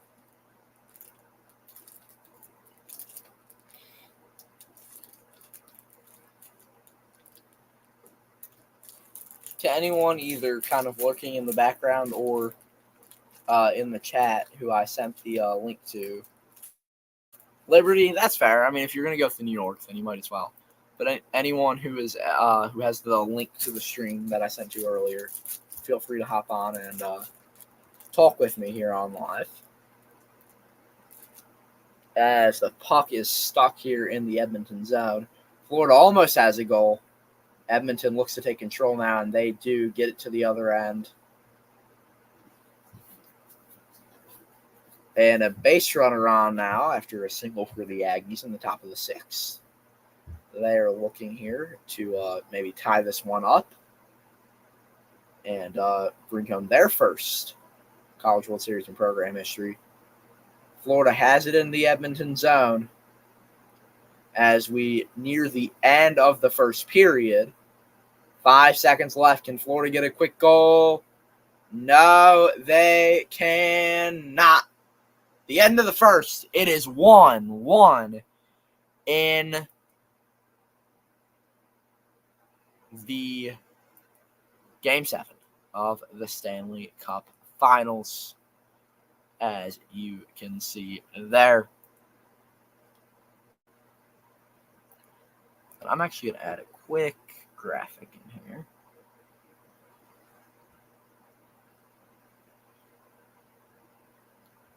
Man, what a game this has been. Extremely fun to watch, without a doubt. So at the end of the top of the 6th, unless anyone pops on with us here, I will take a break for a little bit. Just maybe, I don't know, 5 minutes. And then we'll be back. Less than 5 minutes, actually, probably. Grab some food to eat, a little snack. Not really snack. Some leftovers from dinner that I had earlier. With just simple chicken parm sandwich. Except not really chicken parm. Really, it was just fried chicken and cheese. That was it. It's like a chicken cutlet.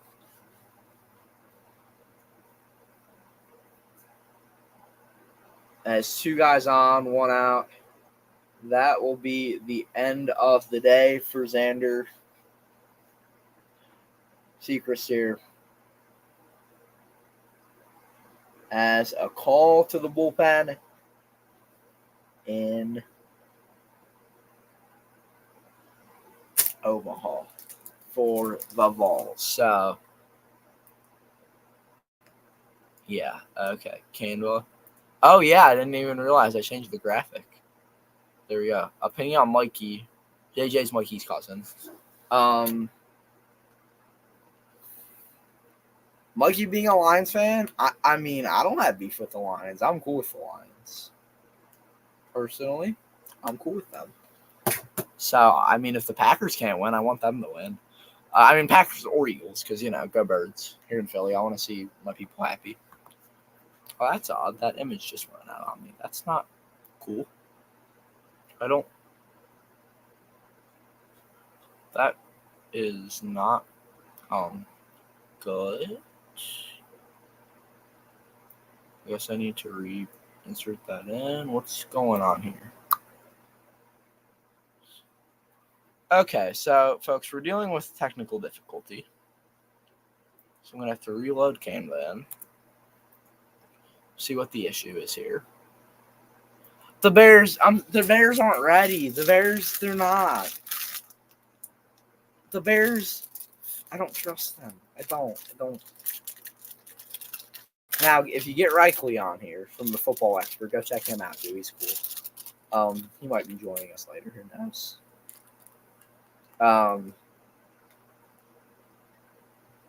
Then he might say the Bears are going to win the division. Because he's insane, and he knows he's insane. He's proud of it, actually.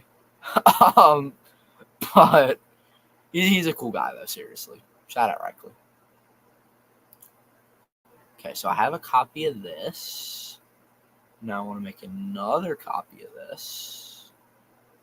Okay, so the graphics are back. They went out, and that's a little bit of an issue. Okay. I need to just put a little thing that says first INT.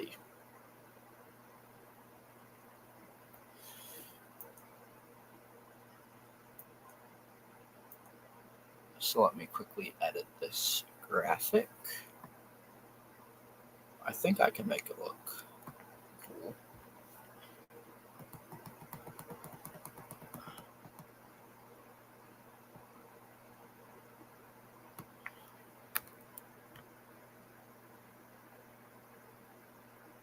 Okay. Let's get rid of this. I apologize for the technical difficulties here.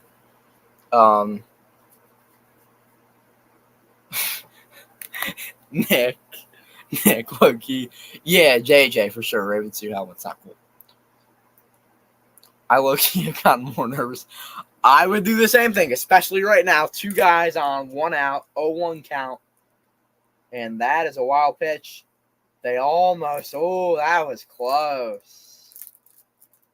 Almost got the guys running there. Ooh.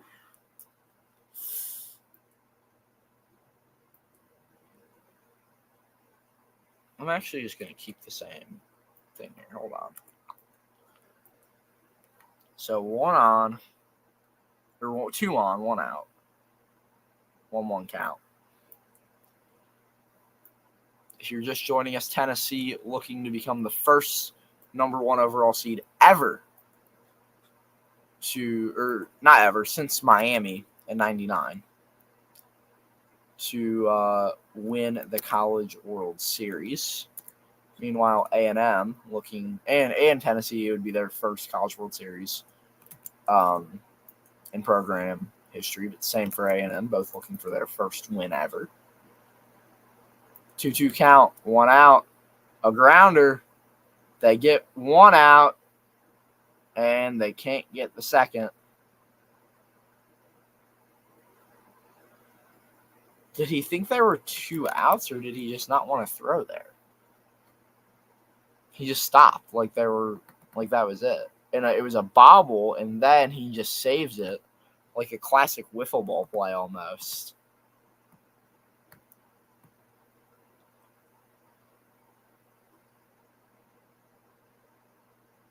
Okay, perfect. And then put this in here.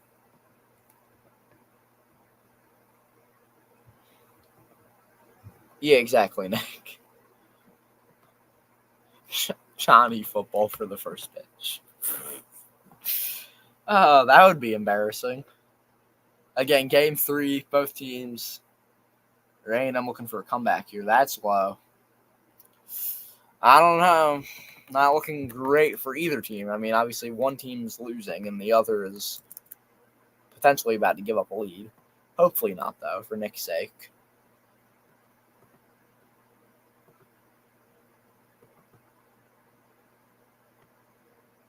And he's safe at first, but they want to challenge.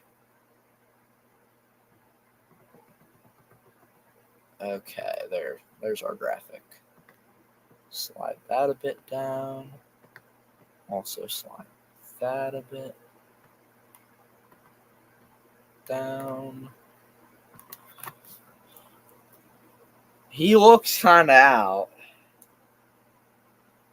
He's out. I mean, out. I need a different angle.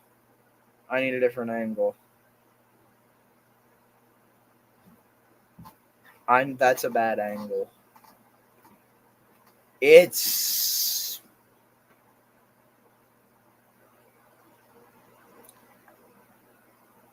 close. That hasn't been an officially put out thing. No one's officially put out that no one's wearing green in the game. People think that's going to happen, but the NFL has money and they'll pay off the club who plays there probably to be like, hey, yeah, let our teams wear green, please. Thank you. Here's X amount of money, whatever the team would ask for. And and not only does it stand, it's confirmed, which means the NCAA has 100% confidence that he is safe.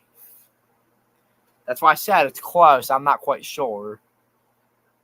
And I'm trying to be a voice of reason here. Because as great as Nick the Legend is, he is slightly biased.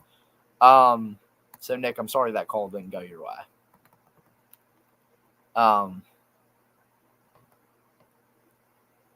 But hopefully some others will the rest of the evening.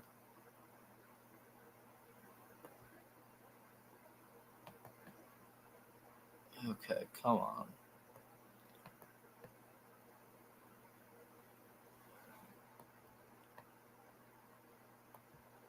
Let's check the comments here.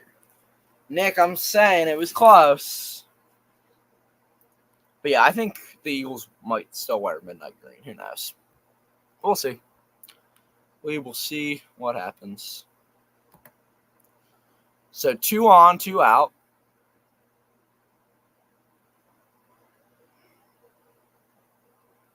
Well, that graphic doesn't look good. Let me change it.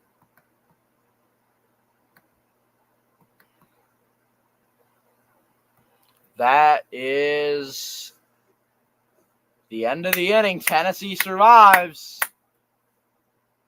So heading to the bottom of the 6th, the Vols still up 3-1. We will take a break and we'll be back on the other side right here on Sorgy Stories. Until then, this is Cookies and Cream from Epidemic Sound.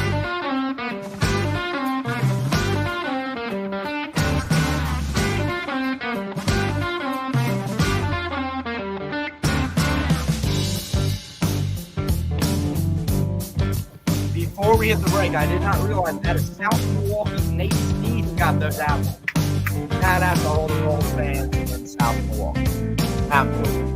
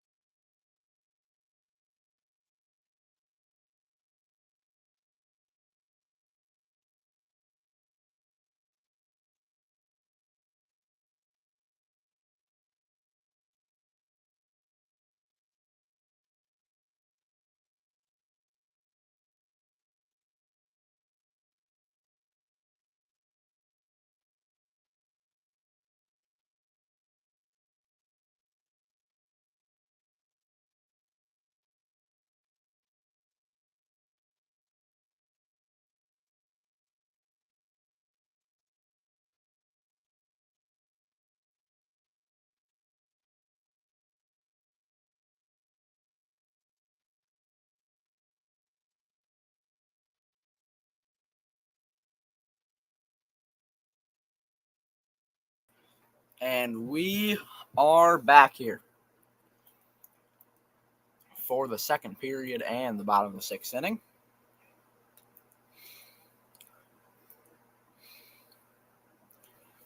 As we officially head to the second period. Starts in Edmonton's zone as they take it the other way.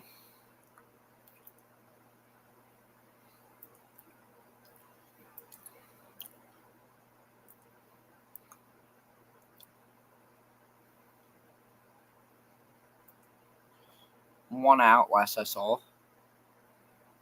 Or 2 outs now? 2 outs.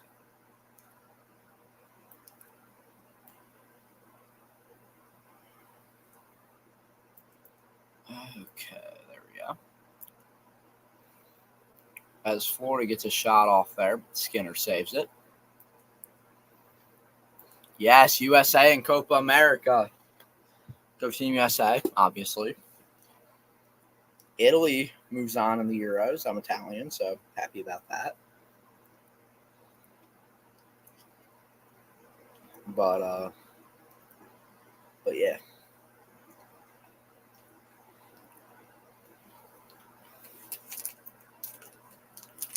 Okay, Edmonton with it. They take it into the Florida zone. Outmanned, though, and Florida takes control back, but Edmonton gets some guys down there. Florida to the other end, right back to Edmonton. Florida shoots, no good.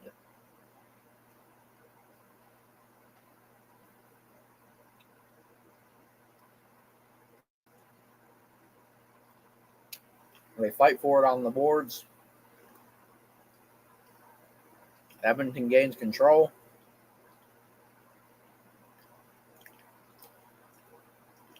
A man on third with 2 outs here in Omaha as well. 1-2 count. Can A&M take this to the 7 without giving up another run? That's a ball. 2-2 now.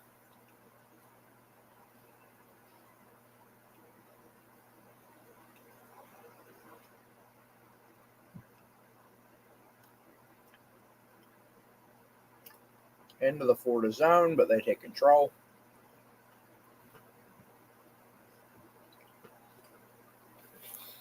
No, JJ, I wouldn't be in favor of that. Grounder, first baseman tags the bag, and that ends. I'd rather the Mets be irrelevant, honestly. It helps the Phillies.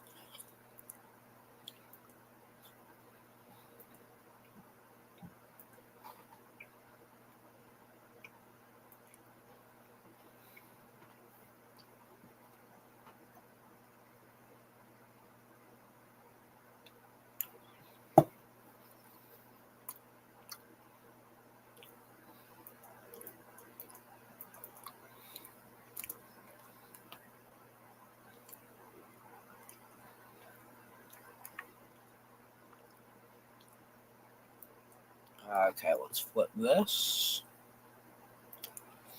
to the top of the 7th now in Omaha, as we have a face-off at mid-ice. Skinner has it, gives it to a teammate. Edmonton with it. Caught by a Florida guy. They fight for it. Heads down to the other end. Florida with control. Edmonton almost gets it back, but Florida, they have it in Edmonton zone. Looking for a goal, but Edmonton takes control.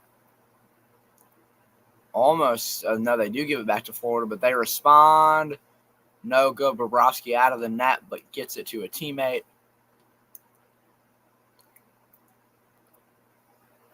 Now into Edmonton zone.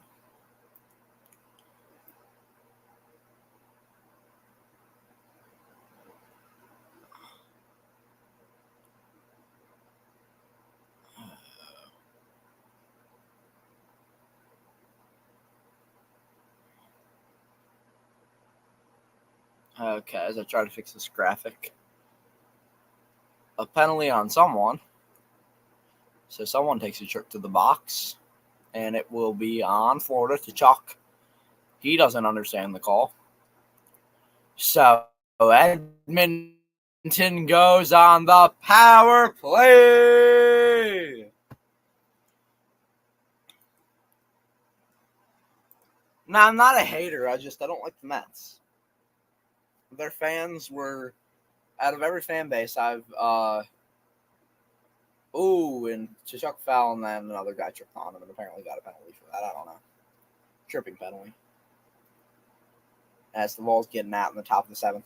But, I've never gotten so many FUs at a game before than Citi Field. In Brewers here, not even Phillies here, just in Brewers here.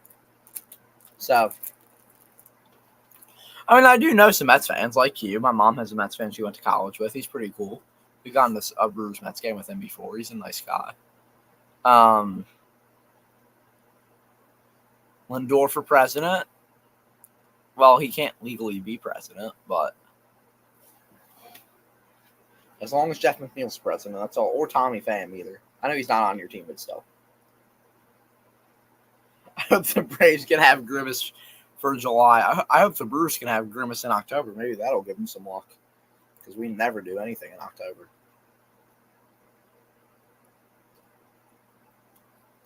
McDavid with it. Bouchard has it. Shoots almost in.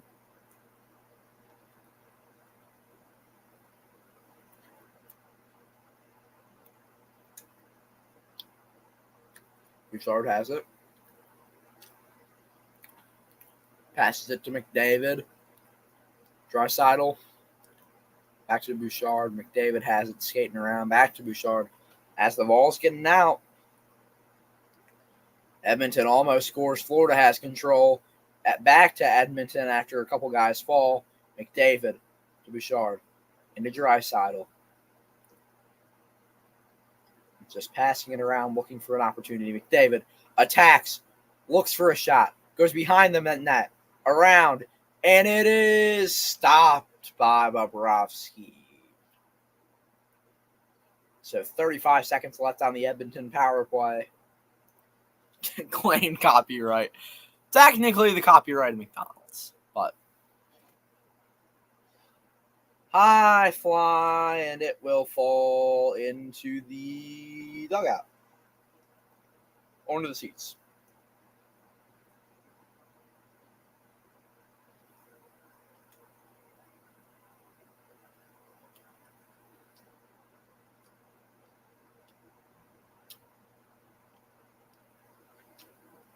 A face-off here. McDavid lining up for it. Can they get a goal? They got 30 seconds left on the power play, but Florida has control. They take it down ice. Skinner has it. Gets it to Bouchard. He brings it up the ice. 20 seconds on the power play. McDavid has it. Moving quickly. Evading defenders to Draisaitl. He gets it back to Bouchard. And almost a goal there from, I couldn't tell who that was. Bouchard has it to McDavid as the Aggies get a hit with one out here in the seventh. And it is stopped. That's the end of the power play, folks.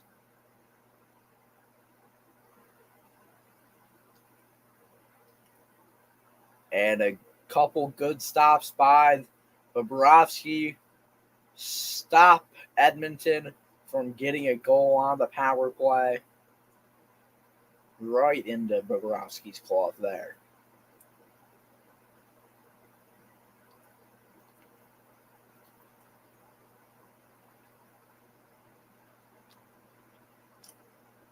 Meanwhile, in Omaha, a man on and one out. Folks, if you're just joining us, 7 of you in here, thank you for watching as we discuss both the College World Series and the Stanley Cup Finals Game 7. 8 of you in. Make sure to drop a comment. Let us know you are here. And, join the conversation in the chat. Yeah, I know. Connor McDavid. I mean, even if they lose, there's an argument. Obviously, that's been talked about a lot recently. As we have a face-off here.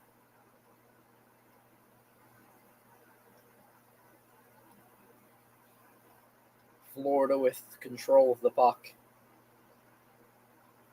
Looking to get the lead here. 14:20 left in the second period. Florida. Oh, and Edmonton takes control back. They might not be on the power play. Oh, and Florida takes it back.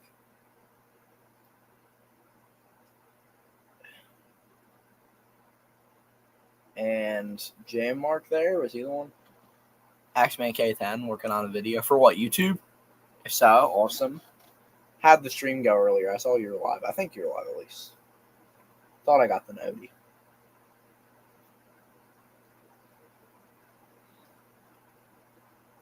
Okay, 14:07 as we have a stoppage in play.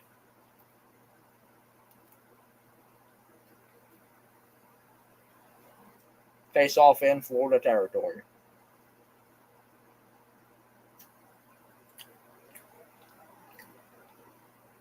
Down the ice it goes.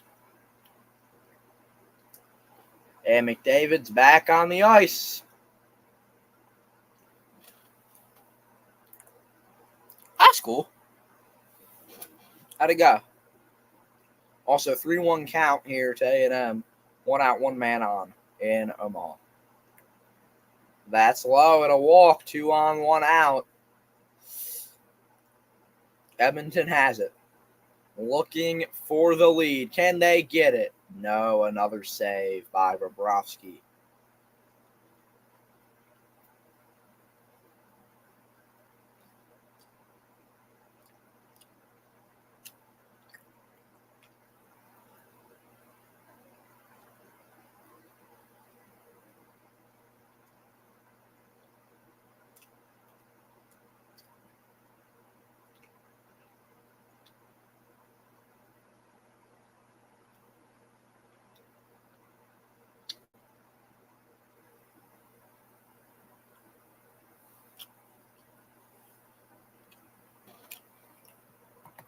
The other platform that shall not be named.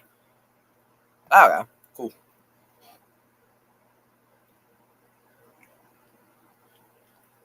Okay, 2 on, 1 out.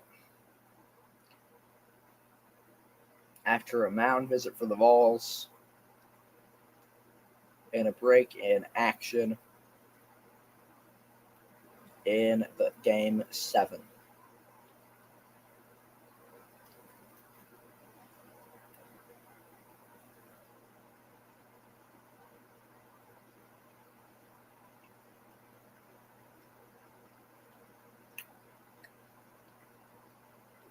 Here we go. The pitch. That's a ball just a bit outside. A 1-0 count. The Aggies faithful on their feet in Omaha. Again, it's 3-1 Tennessee leading. That's foul down the line. Almost.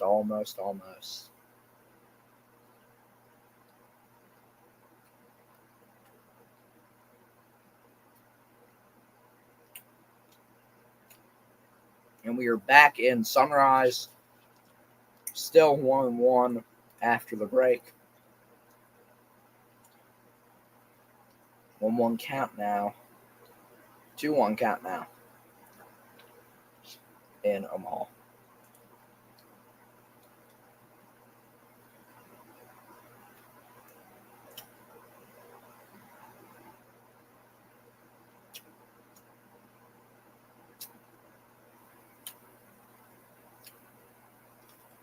Fighting for the puck.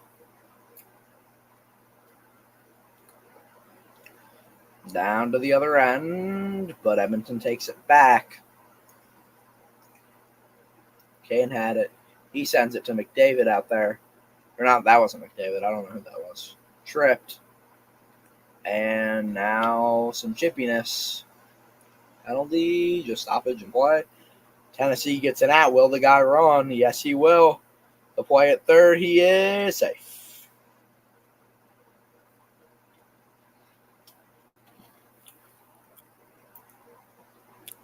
As long as Edmonton wins, if Edmonton wins at overtime, that would be incredible. I mean, that would be, what an ending that would be.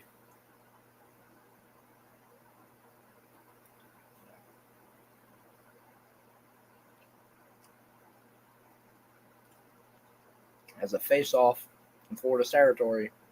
Edmonton has a shot, no good.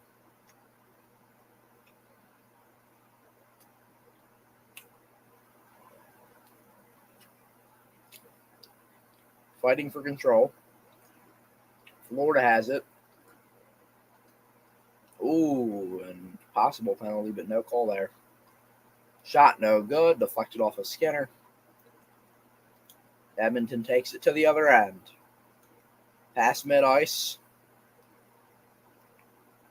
Shot no good. Around to the other end. And the Vols get out number 3. They head to the 7th inning stretch in Omaha. 3-1. Tennessee leads A&M.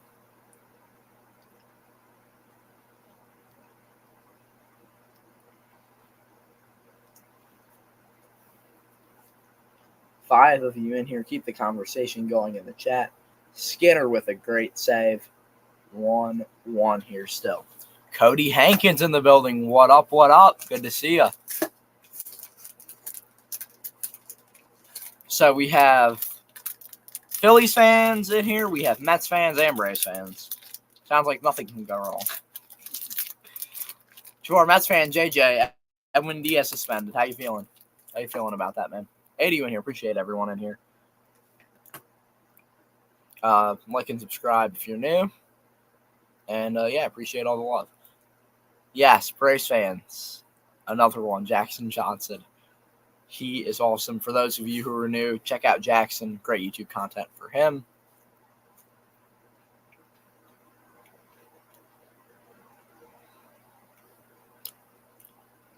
Edmonton has it. Florida takes it back.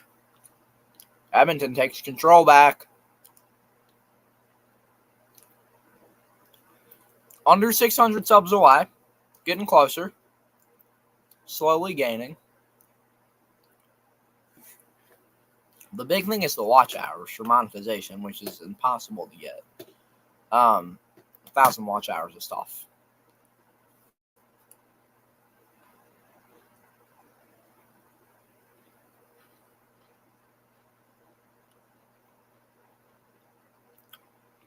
At this point, Tennessee.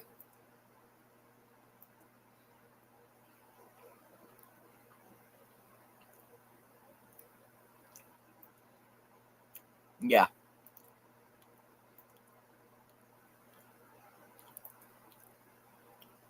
Edmonton has it. They bring it down. Great pass there.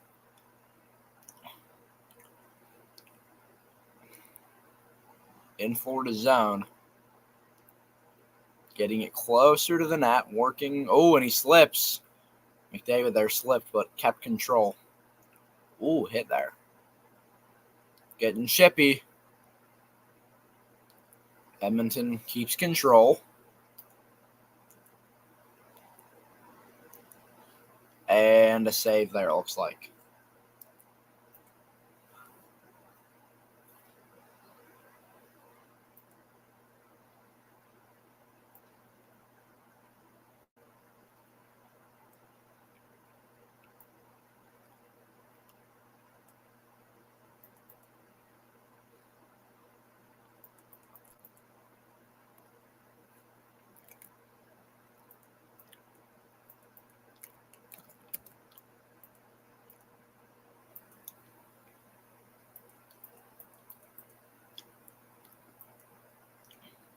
That one is going to be caught. 2 outs now as we have a face-off in Sunrise.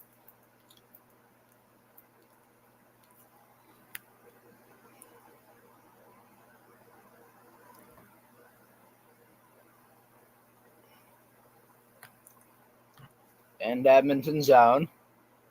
They're fighting for it on the boards. Florida has it. They look for a shot. Nope. They've got it behind the net. Oh, a hard hit from Edmonton. They take it to the other end now. Moving quick, trying to beat the defense. Good pass there. Edmonton for sure passing the puck better than Florida. They have more control. They look more ready. than Florida does. We'll see if that's the difference in this one, folks.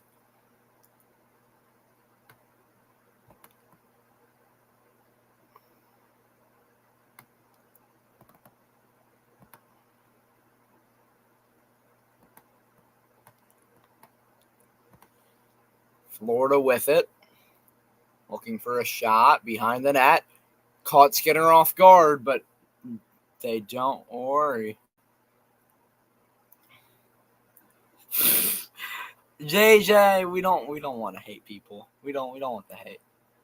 Will is back. Will, appreciate you joining us earlier. You're welcome to join back now, but no pressure.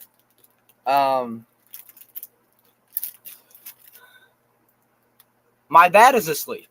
Well, he was next to me earlier, but he is probably sound asleep now.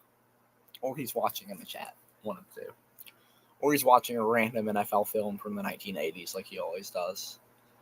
But I will have to ask him for some Bob Johnson stories.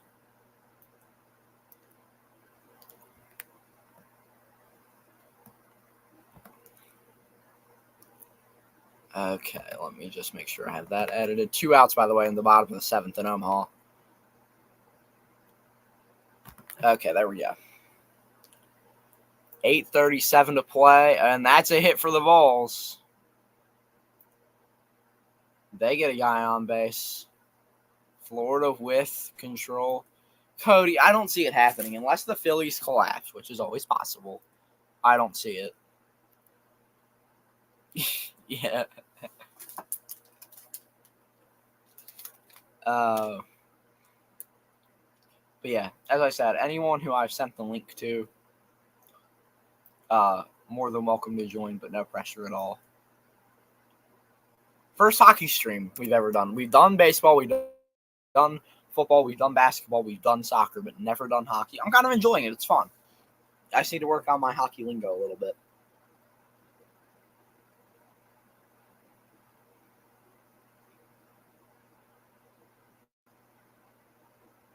Draisaitl with the puck. Passing it around.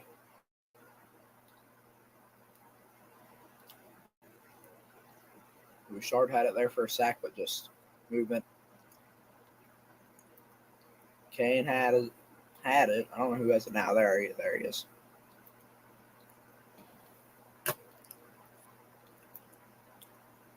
And Tennessee hits a homer.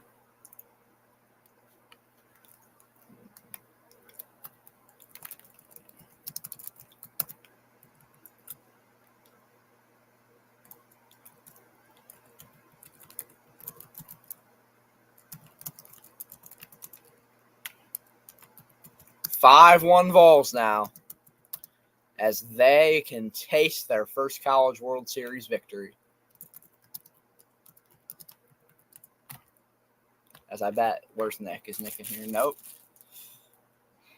We'll see. Edmonton with the puck.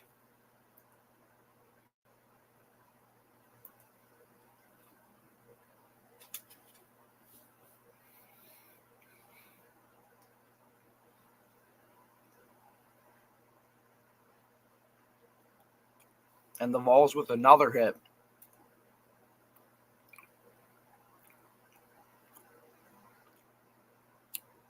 Panthers have the puck, trying to get it up the ice.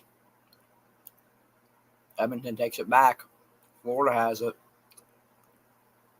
Back into Edmonton's control. Edmonton brings it up the ice. Good pass to McDavid. Will he make something happen? Not quite yet. Back out. A stick down. Couple sticks down.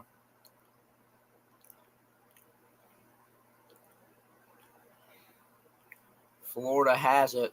But yeah, 5-1 Vols, folks. They can taste it. Only 6 outs away from their first championship in program history.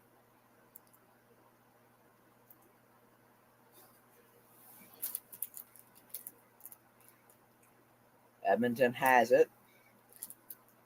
They bring it up the ice. Fighting forward. They've got it behind the net. Man down. Oilers keep the puck. Send it out. Good movement. The shot. No good. So close. Now down to the other end. Reinhart has it. Shoots. Good! Sam Reinhart gives the Panthers the lead in the second.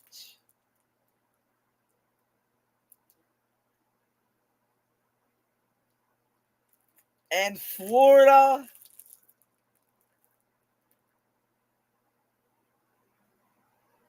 now just over 24 minutes away from victory.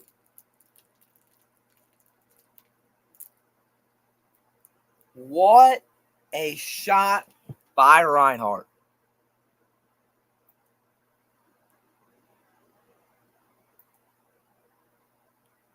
Seven or 6-1 balls, excuse me. So we have a couple graphics to change here. As a hit off the wall in right center field expands their lead. So both technically home teams. One is truly a home team. The other is at a neutral site, but the higher seed. Both leading here. And now Edmonton, they responded earlier. Will they respond quickly again? I hope so. I want them to win. Not an Edmonton fan, but I want them to win this.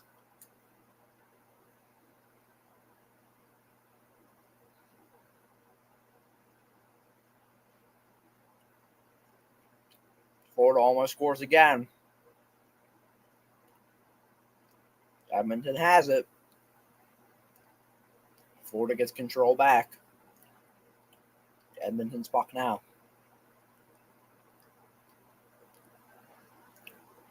Moving it quickly up the ice, but Florida more calm. But Kane takes it down.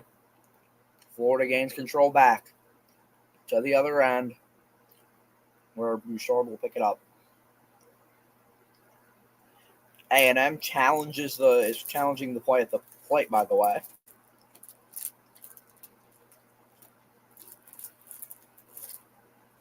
And Reinhart, a beautiful shot off of Skinner and in to give Florida the lead. Edmonton has it in Florida's zone. Florida, though, all about to take it down the ice, but Bouchard gets it. Sends it the other way. And that's going to be Florida's puck right there.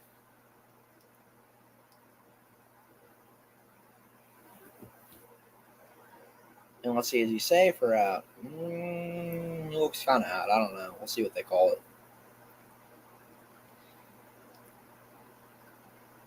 Close. And a stoppage here, it looks like.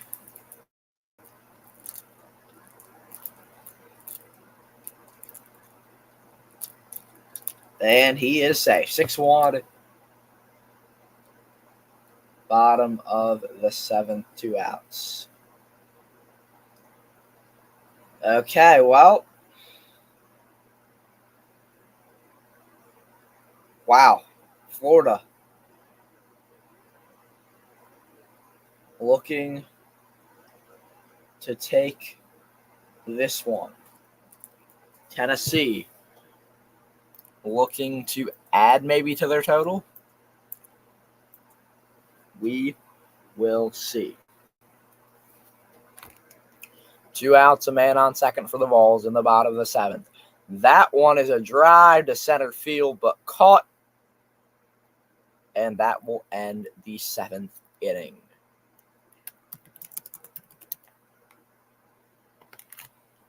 But the Vols capitalize on their opportunities and make it a 6-1 game heading to the 8th. We will take a break. On the other side, we will continue to talk sports, hockey, baseball, everything. In the meantime, though, this is Hip Hop Pro by Pro Reese from Epidemic Sound on Sorgy Stories.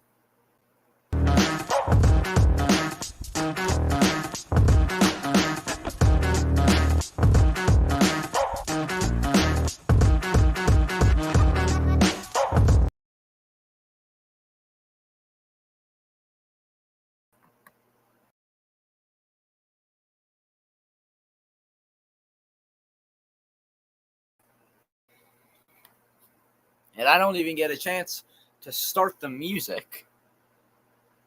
I don't even get a chance to start the music because, well, the game came on before I could. So we're back here, 3:26 to go in the second period in Florida.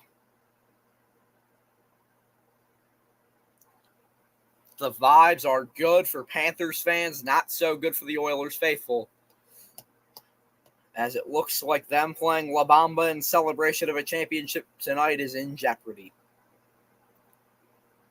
McDavid with the puck. But Florida takes it down the ice. Shot, no good. Florida moving quick. Edmonton looks for control of the puck. They get it. They send it out to the other end. But Florida gets control back. They send it back into the Edmonton zone. Bouchard has it. They look to pass.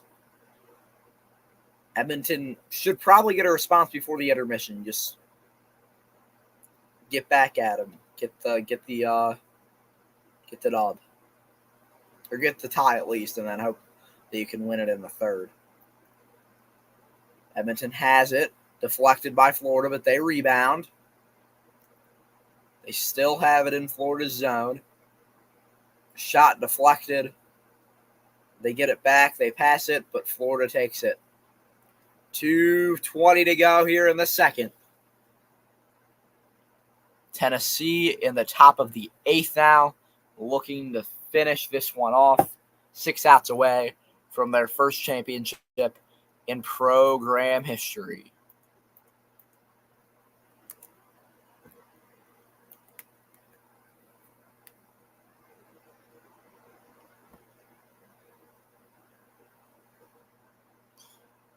To the other end, Skitter. Out of his goal, but he gets it to his teammate. They're bringing it up the ice.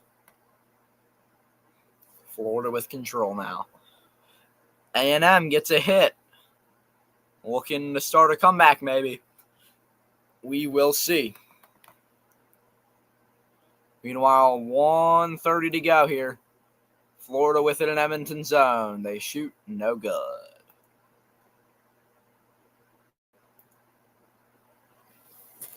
And Stuart Skinner, he's had quite the last 3 games, but right now he's given up 2 goals, the 2 goals that have given Florida the lead, up 2-1. As we take one more break in Sunrise, but we stick with it for the Vols. Dylan Loy, the lefty, warming up in the bullpen.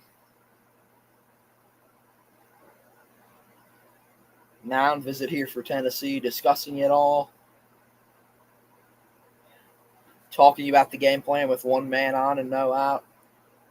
2 of you in here. Appreciate you sticking with us. Make sure to keep the comments coming. Let us know you're here. Just say hi, hello, whatever. Let us know and give your thoughts on these 2 games.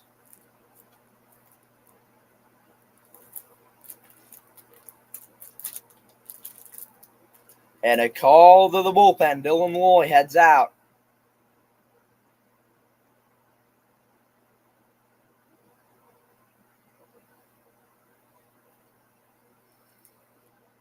So we will take a break in both places. And as soon as the first one comes back, we'll be back.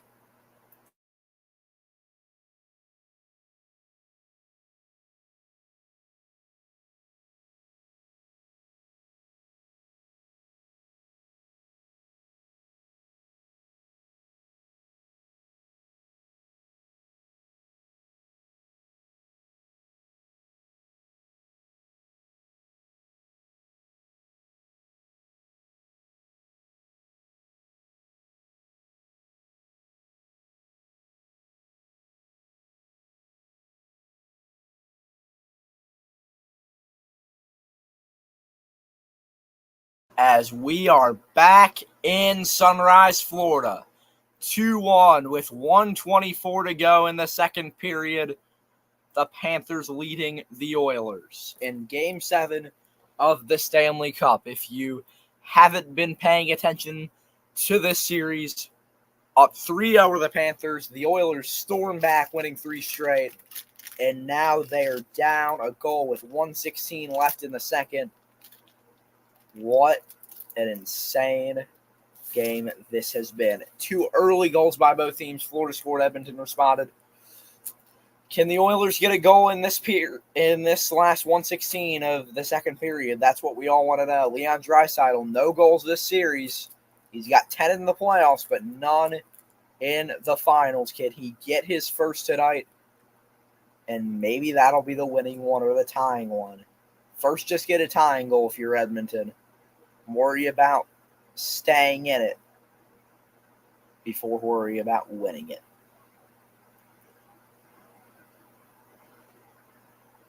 They're fighting for the puck behind Edmonton's net. Bouchard gets it. He brings it up the ice. He'll meet a couple challengers, but he gives a beautiful pass out to the left side. But a call on somebody as Draisaitl hits the bench. Or maybe it's just breaking the action.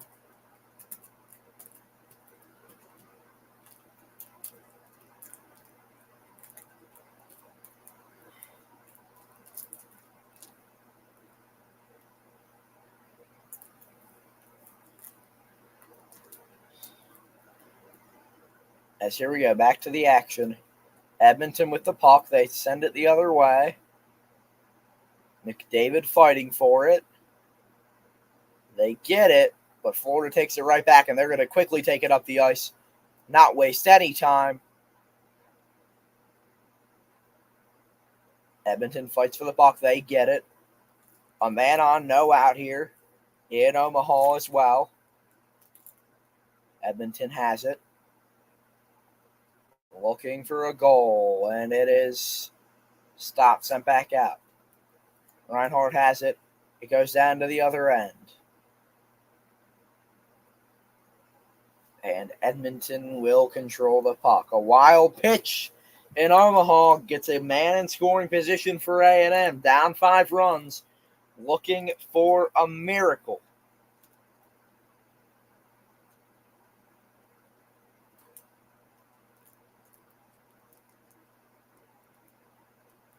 McDavid, he's got 42 points this postseason.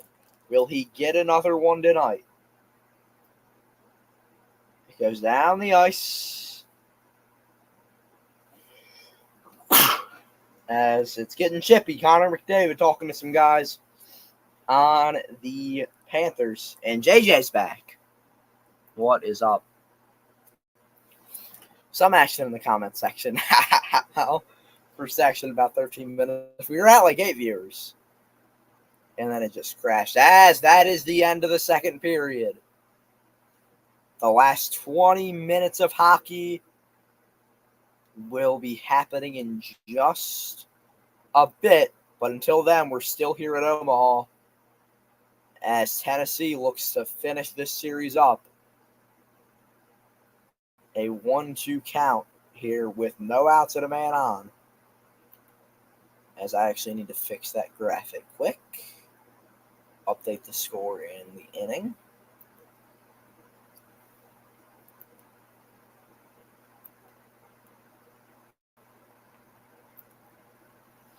One, two with a man on second.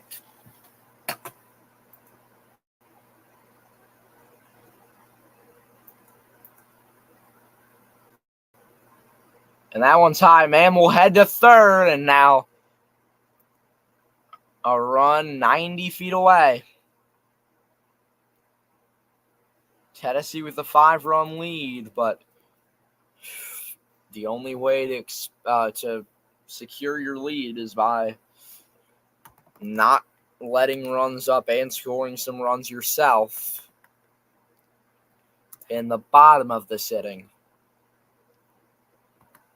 So a 2-2 count with a man on third and no out in Omaha.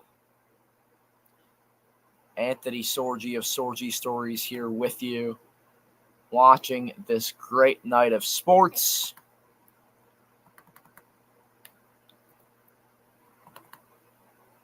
As in Sunrise, Florida, we are in the second intermission.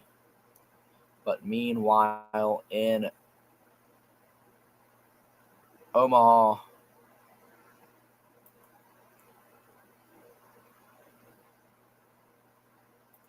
You're going to go prime Frank the Tank. Shout out Frank the Tank. He threw out the first pitch at the Brewers game. Shout out him.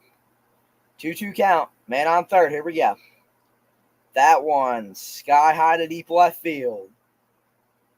And it is foul. A good break for Tennessee.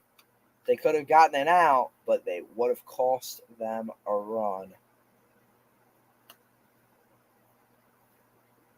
CJ is in the building. What is up? Good to see you. 5 of you in here. Make sure to drop a comment. Keep the convo going. CJ, good to see you. As we converse about the happenings in sports tonight.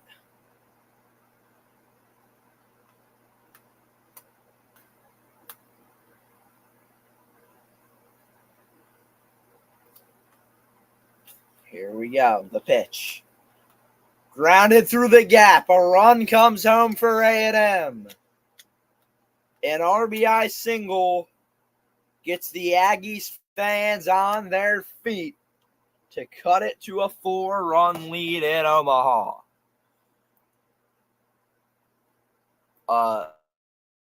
An exit velo of 111.6 miles per hour off the bat. Absolutely. Great way to get it into the gap.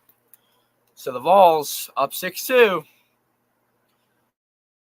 But it is not over until it is over, as you all know. CJ, I hope you're having a great evening. Let us know who you're rooting for. Edmonton, Florida, and Tennessee A&M. Who you got winning these? Who are you rooting for? All that great stuff.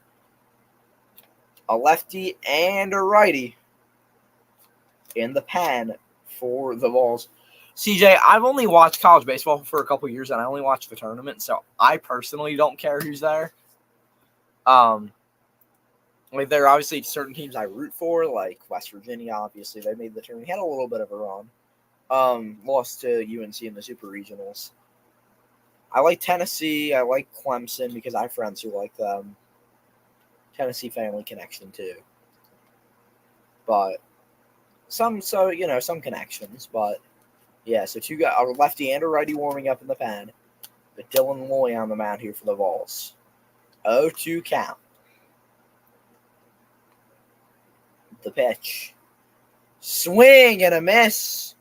The Vols get the first out of the inning. And now 5 outs away from their first championship in program history. A beautiful pitch gets the strikeout. And Ted Burton 0 for 3 tonight. He's 4 for 21 in the Men's College World Series. So, not great, to say the least. Caden Sorrell up now, the right fielder. He's 0 for 3 with a strikeout. Let's see what happens. That's a strike. 0-1. With 1 on and 1 out in this 8th inning. The Vols with a great 7th inning and now in the 8th, trying to prevent more runs from scoring. That's in the gap. That might score the 3rd run. Off the wall, he's coming home. And the score is now 6-3 with a man on second. A&M is chipping away, folks. A&M is chipping away at this Vols lead. If you're a Tennessee fan, this is where you start getting nervous. Still a 3-run lead, but still nerve-wracking. And now you got to think about making a call to the pen here to make sure this damage with 1 out in the 8th doesn't get any worse. I mean, with me loving FSU, I almost don't even care who wins. Tennessee fans are like UNC football fans who talk a lot of nonsense but can't win a championship. And here comes the call to the pad. It'll be the Stash Man. I love that stash.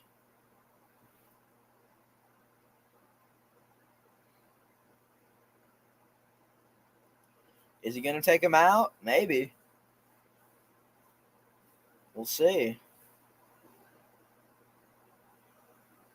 Man on second and one out here.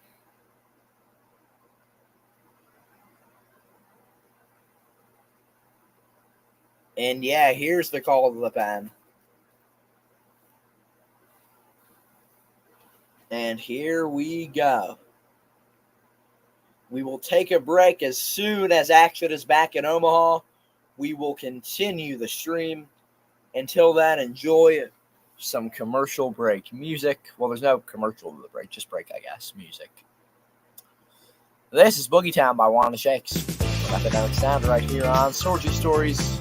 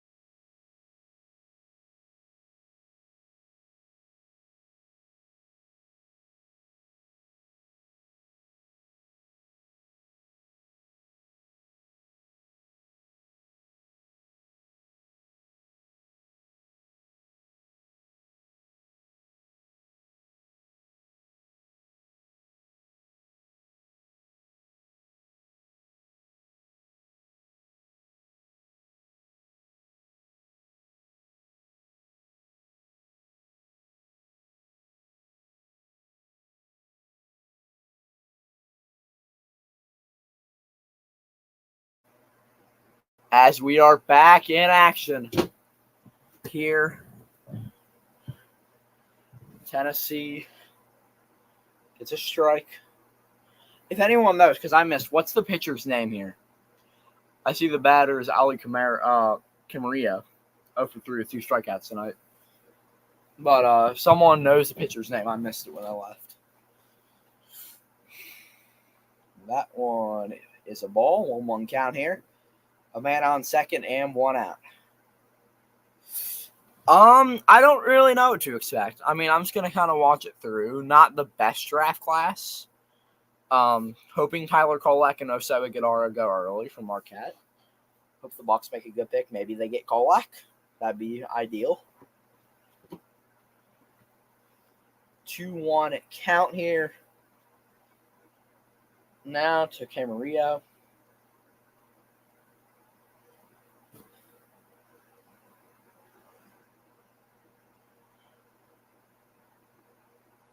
Here comes the pitch. 3-1 count. Oh.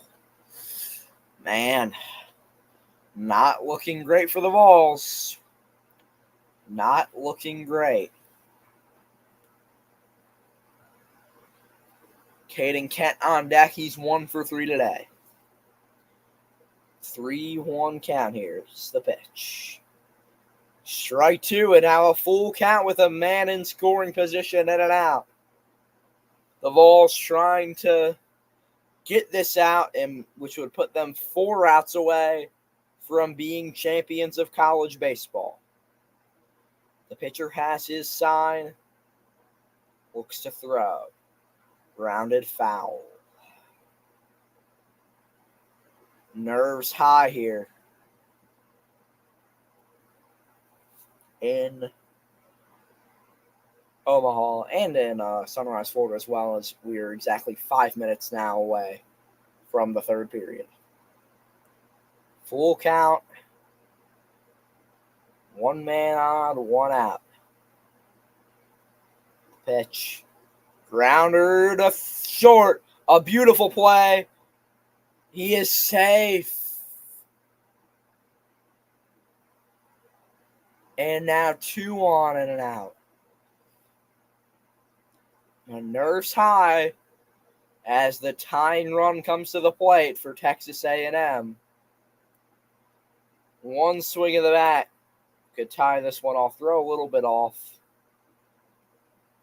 Great dive there. I don't know, slide, not a dive, slide. Good pick, but just was not in time. So 1 on 2, or 2 on 1 out here. And a swing of the bat ties this one up.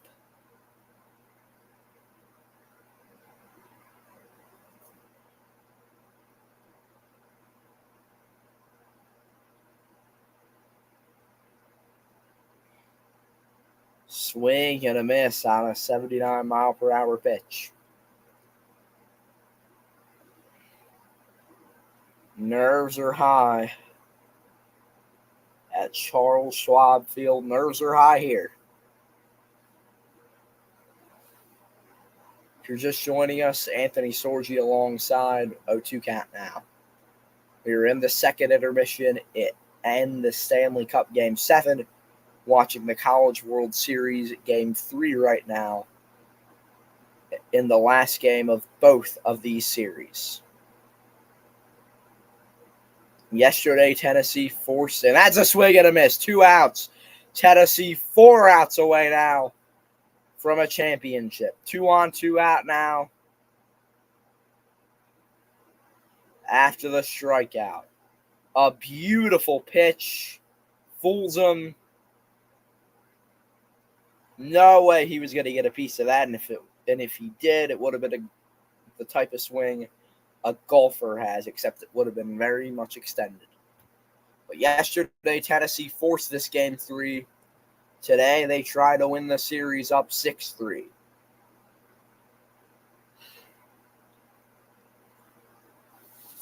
Everyone, well, especially the A&M fans, some Tennessee fans, on their feet. And this engagement there by the pitcher, he thought he might be able to get the guy at second.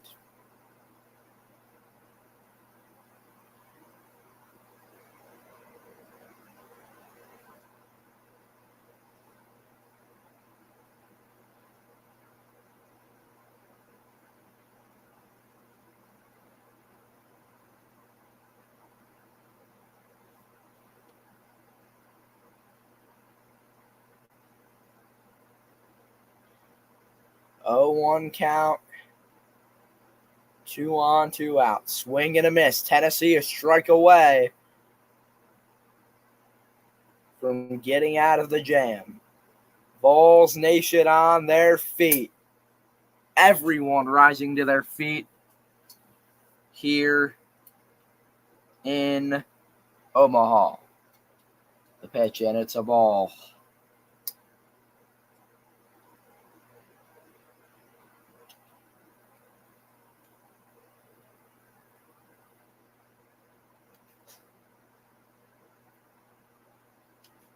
The pitch. Swing and a miss. Tennessee gets out of the jam. They are 3 outs away.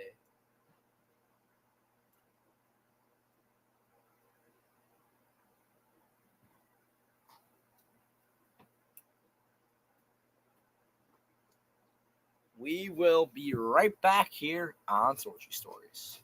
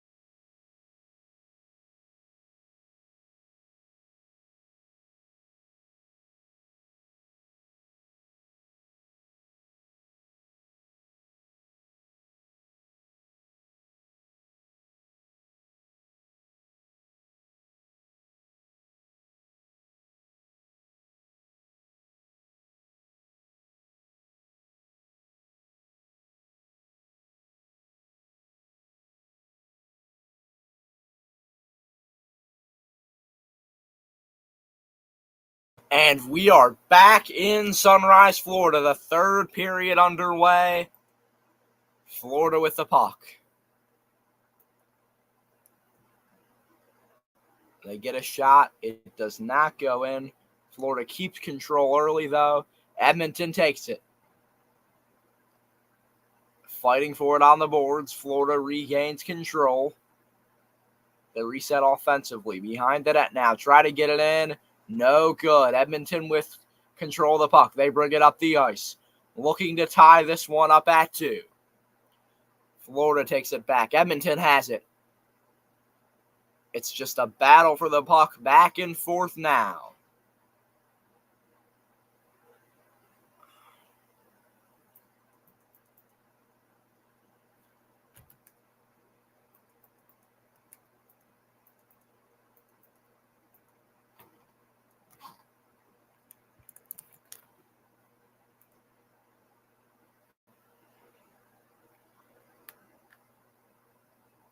Edmonton has it. They want a shot. They didn't take it there.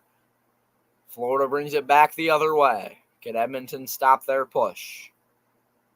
Looking to get a 2-goal lead and almost quite seal this one up as Tennessee goes down with a strikeout there. The Vols up 6-3 in the bottom of the 8th, 3 outs away from being champions of college baseball. Bennett shoots. No good. Florida has it. Fighting for it. Behind the net. Who's going to get it? It's going to be Edmonton. They bring it the other way. Moving pretty quick. Passing it all around. Shot no good. Goes to the other side. Can Edmonton get it back? No. Bennett has it. Fighting for it. Edmonton with control. Other end. Florida has it. It's in the air, but Florida brings it back down. Meanwhile, a 1-1 count with 1 out here in the bottom of the 8th at Omaha. Edmonton keeps control. Because I live in Philly, like the Flyers. Edmonton, they had an opportunity, did not take it. That's a drive to left, a double for the Vols. Down to the other end, Florida with it in Edmonton zone. They look for a goal, can't quite get a shot off. Edmonton with control of the puck. Down to the other end, Florida will regain control. But yeah, CJ, so Flyers, but I want Edmonton to win the series. It would be cool to see them come back from down 3-0. And I just like them more than Florida. Last year I rooted for the Knights. And yeah, so we're going with Edmonton, keeping the Western team. Also, it'd be cool to see a Canadian team win again. Edmonton has it. And a stoppage in play. We will be back in a second as a man's down for Florida.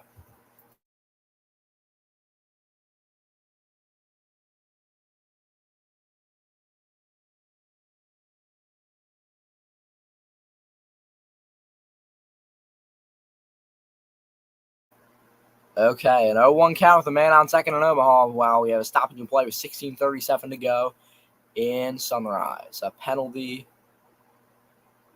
on Edmonton, so Florida will go on the power play. All right, Rangers. It's not terrible. We had an Islanders fan in here earlier. I don't know if he's still in here. The Thrashers obviously used to be in Georgia. Who knows? I wonder if Atlanta can support a hockey team now with the amount of northern transplants who have headed down there. Shot, no good. Florida with 1:53 left on the power play. Meanwhile, a 1-2 count with one out and a man on second for Tennessee. High, 2-2 count.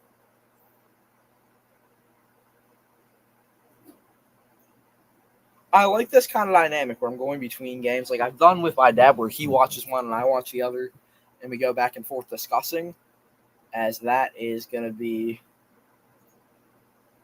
down the other end. Oilers have killed 47 of the last 48 power plays. Been incredible at doing that. Now on the other end, Reinhart fighting with some Edmonton guys for the puck. Edmonton has it. They send it to the other end. Bobrovsky with the save. 1:18 to go on the power play. While 2 outs after a strikeout or something. Missed that. Blake Burke now up for the Vols. He's 2 for 4 today. Edmonton has the puck. They take it down to the other end. Oh, just wide. Now Florida with it. They want to expand their lead, but a hard hit there. Florida behind the net. Here we go. 0-1 count in Omaha, 2 outs. Florida looking for a shot. They don't have one yet. Oh, and a pickle the Tennessee guys caught in. And he is out. That will end the inning. Florida shoots. No good. But they maintain control of the puck. Great puck movement by the Panthers right now. Shot. No good. Deflected, it looked like. Fighting for it along the boards. Shot again, and it's saved by Skinner. 4 seconds left on the power play.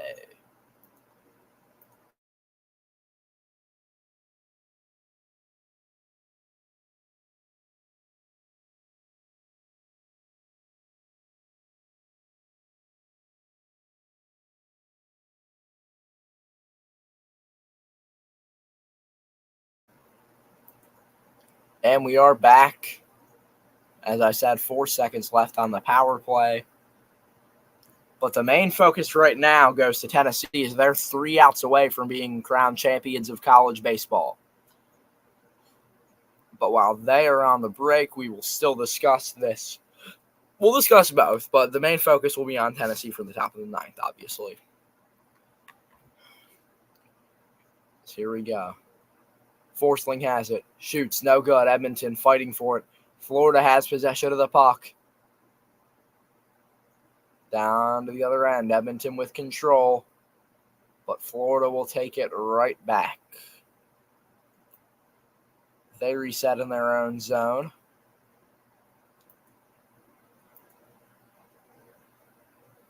And some sort of stoppage in play there. I missed what happened.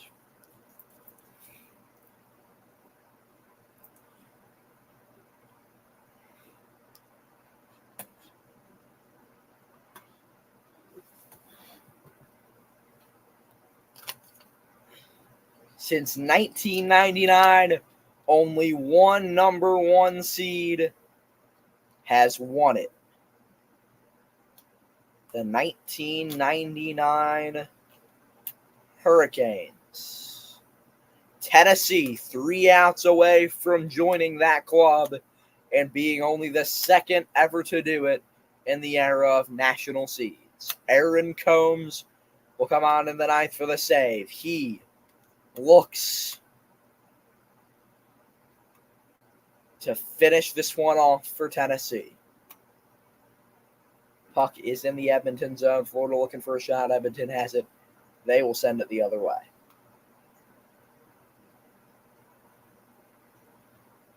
Grahovic. He's 1 for 4 today with a single and an RBI. 1-0 count to him. He calls time and now steps back in the box. Edmonton with it in their own zone. They look to bring it up the other way. Florida now has it. And that's a strike. 1-1 count now. Bobrovsky out of his own net. Edmonton looks to get it, but Florida has it. They bring it the other way. Edmonton recovers. 1-1 count. The pitch. Ball. 2-1 count.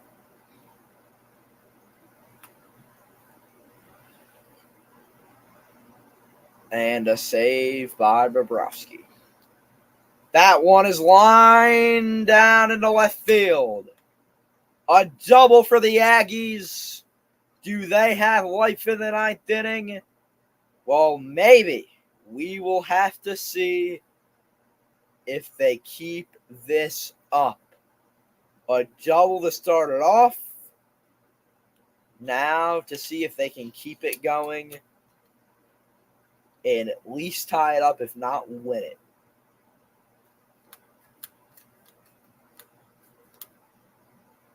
Gravic 2 for 5 now on the night. Jace LaViolette 1 for 4 with a single, 4 for 19 of the Men's College World Series this year.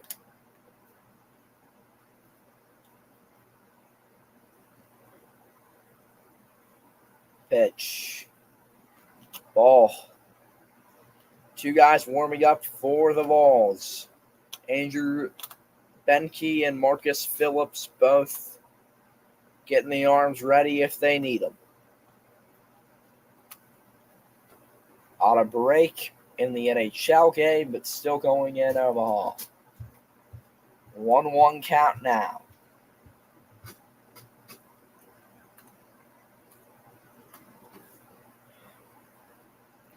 Everyone on their feet, most of them at least, on their feet nervous. Others cheering.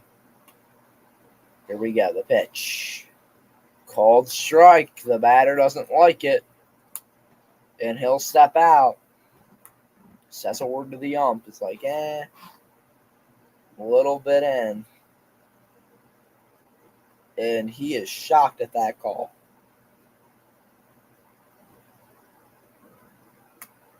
The manager makes sure it's strike 2. Batter not happy, talking to a coach.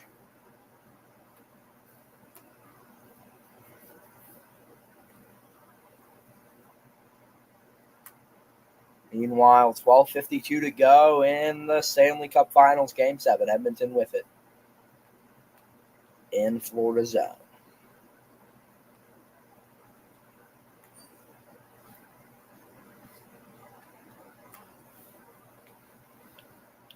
And that is a ball, too.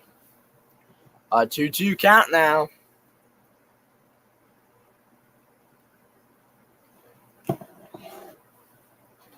For you in here, continue the discussion in the comments. Give us your thoughts as there's a face-off in Florida. And now a full count. Or no, still 2-2. My bad.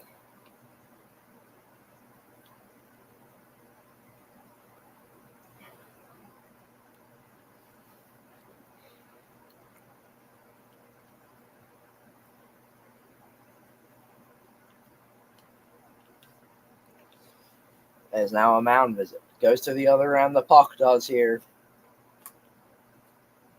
But Edmonton recovers, looking to take it the other way.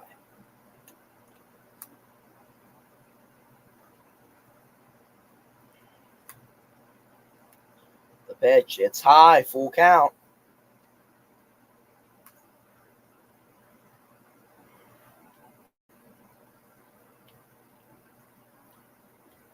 So a 3-2 count now with no out and a man on second at the top of the ninth. 12:07 to go in the third period in Florida, and a strikeout. Tennessee 2 outs away from being the champs of college baseball. A beautiful pitch high. Got the batter to chase. Back in action in Sunrise, Florida. Edmonton with it in their own zone. Florida fights for it, but Edmonton gets it back, moving up quickly. The first pitch of this AB with a man on second and out. Anthony Sorgi alongside here watching hockey and baseball. Tennessee 2 outs away from being the champs of college baseball for the first time in program history. And that one's a wild pitch, and a man advances to third base.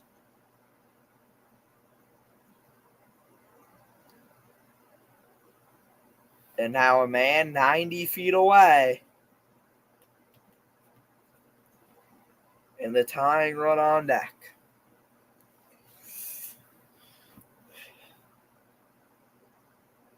Again, I said it before and I'll say it again. Nerves are high in Omaha.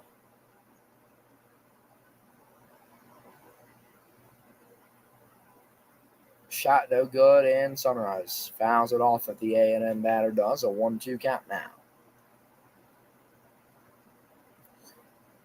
The Vols need 3 strikes, and they win it all. 4 strikes, 4 strikes, and it's over. A 1-2 count with 1 out and a man on third. Pitch, and it's ball 2, an even count now.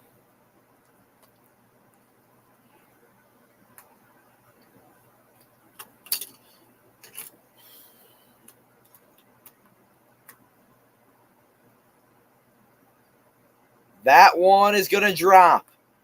And it's 6-4 in the top of the ninth. And now the tying run at the plate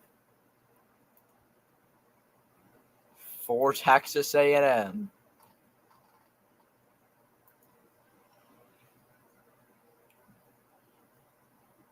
Meanwhile, the Oilers have the puck. Panthers get it back. They take it to the other end, but recovered by Edmonton. Still 2 guys warming up for the Vols if needed. They can come in at any time. That's a swing and a foul to make it an 0-1 count with 1 out and a guy on. For those of you who are like, why are you streaming hockey and baseball? Well, Game 3 of the Men's College World Series, Game 7 of the Stanley Cup Finals. A big night for sports as 2 champions will be crowned. Strike 2. The Vols looking to get out number 2 here in the ninth. Edmonton has it in Florida's zone.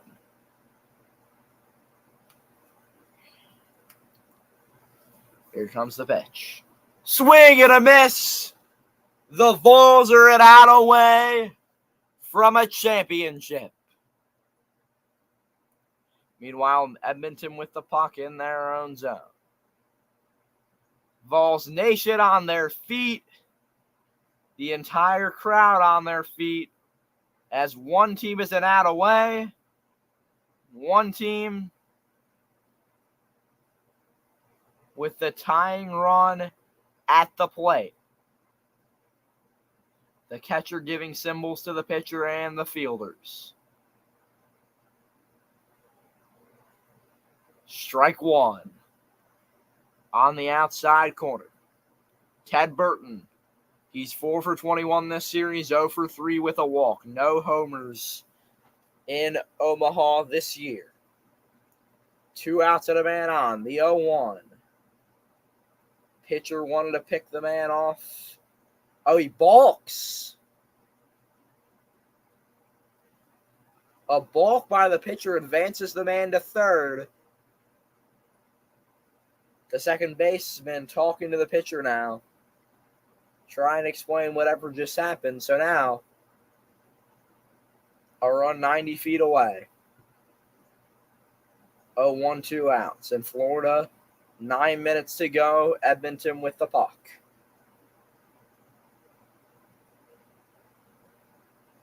The pitch. Swing and a miss.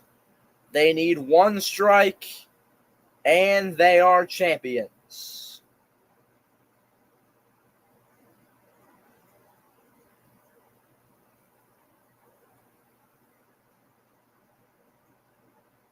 This is it right here. 0-2, 2 outs in the ninth for the win. And it's high. Will the runner come home? No, and he will. And now, a 6-5 game. The Aggies still chipping away. Meanwhile, Edmonton with the puck, but Florida gets it back, takes it the other way. So still a 1-2 count. The Vols can still win it right here. The pitch. Here it comes. And the Vols are champions of college baseball. Rocky Top, you have your first Men's College World Series.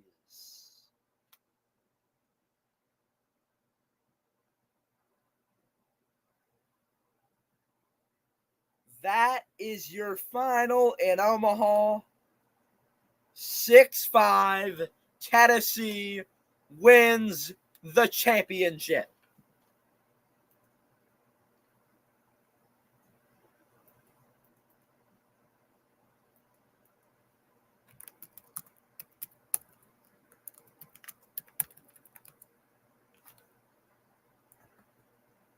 What a season for Tennessee, the first number 1 overall seed to win it all since Miami in 99.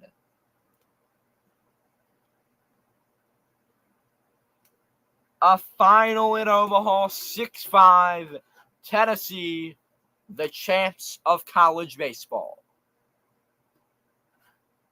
Now we segue to the final game of this year's NHL season. 7:45 to go. Connor McDavid, he's on the ice. He tries to bring home the cup and win the MVP for Edmonton. The Oilers have it. Bouchard has it. McDavid moves, jukes a guy out, jukes himself out. Bouchard has to recover the puck in his own territory. Sends it out to McDavid. McDavid moves, passes across the ice. The Oilers working, trying to tie it up. Shot, no good. McDavid responds, gets it out. Shot, no good again. Shot again, no good. Deflected off of Bobrovsky. The last shot. Can they get it in? No, they can't. And a pileup of guys on the net.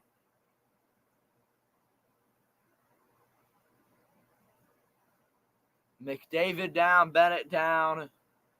And in Omaha, the tournament's most outstanding player, Dylan Drilling.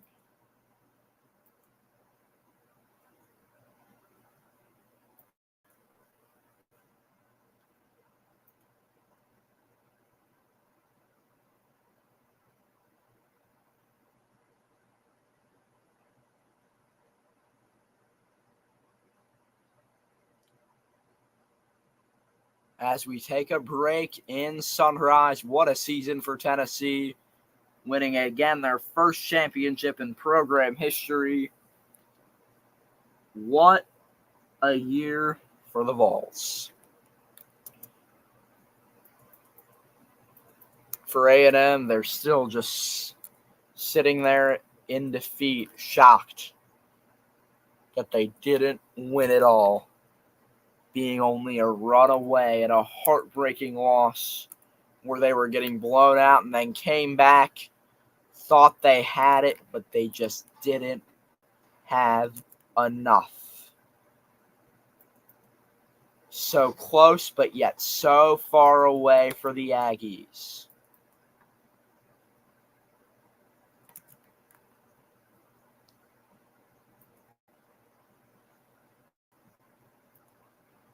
Folks, thoughts on this year's college baseball season, thoughts on Tennessee, thoughts on this one in Sunrise.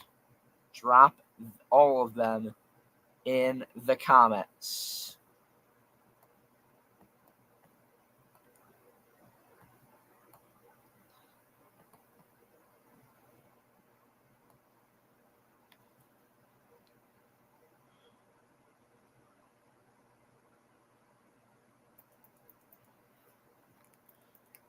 As we are back in Sunrise with Florida up 2-1 over Edmonton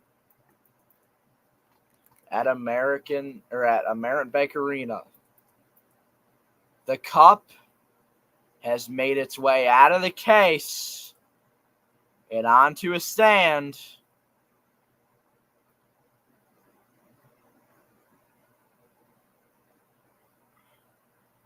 But Edmonton might not let it happen quite yet. McDavid has the puck, looking to tie this one up. Florida gains possession. They want to take it down the other way.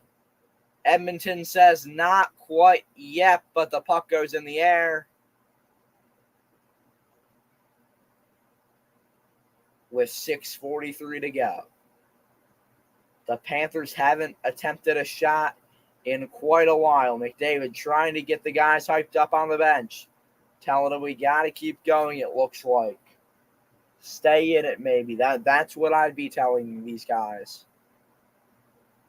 As they look to get a goal here. Edmonton with the puck. They haven't allowed a shot in 8 minutes.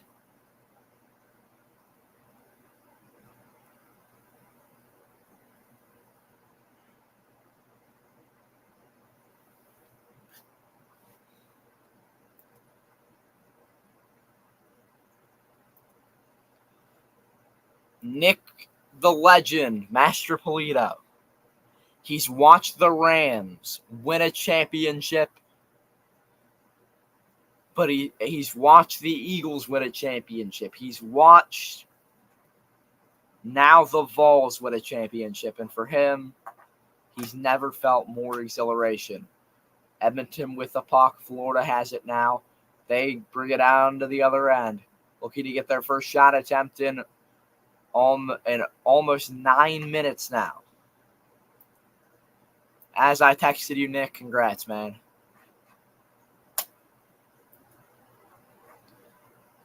As an Edmonton player just holding the Florida guy against the ground.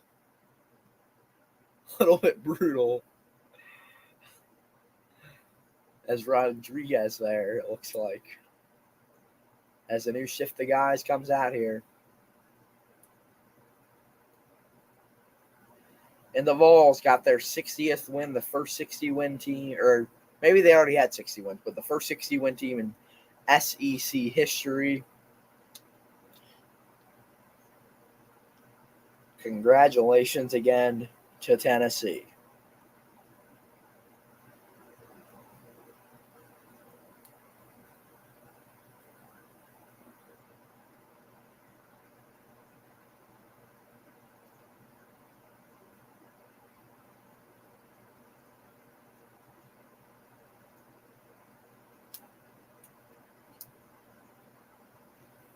Tennessee has been the best team all year, and they keep it going now. The third best win percentage by a champion of all time, only behind 2019 Vandy and 2003 Rice. A 60-13 season for Tennessee.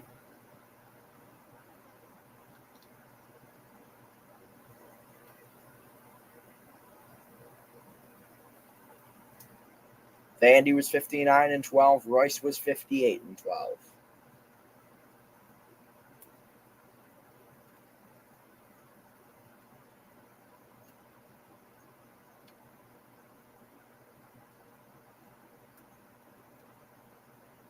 And as the Sally continues in Omaha, we wait on the return of the Stanley Cup Finals here, and here it comes.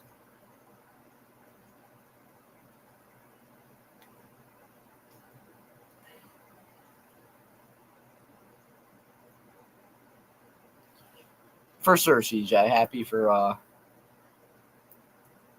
Tennessee Nation. As we see a bomb there and a fan call. That's impressive. In Baltimore. Back to the Cup. Florida 5 minutes, 45 seconds away from hoisting their first trophy in franchise history. They bring it down to the other end. They keep control. Shot. No good. Skinner saves it.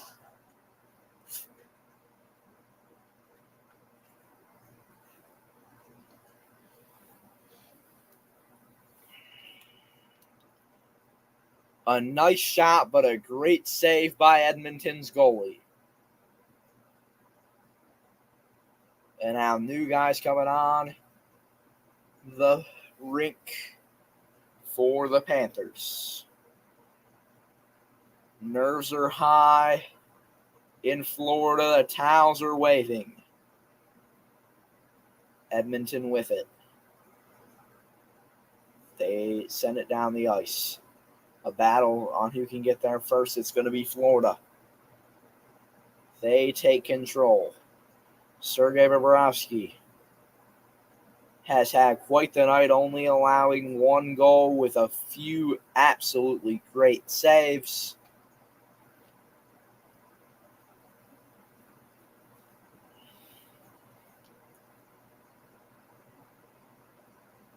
Now Florida, and now we'll have to go and do the face-off again. But Florida in the face-off, in Edmonton's zone.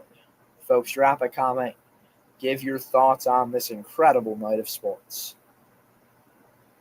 Florida has it. Edmonton looking to regain control. They can. Can they keep it all the way down the ice? Let's see. Yes, they can. They get it to the other end, and a stoppage in play.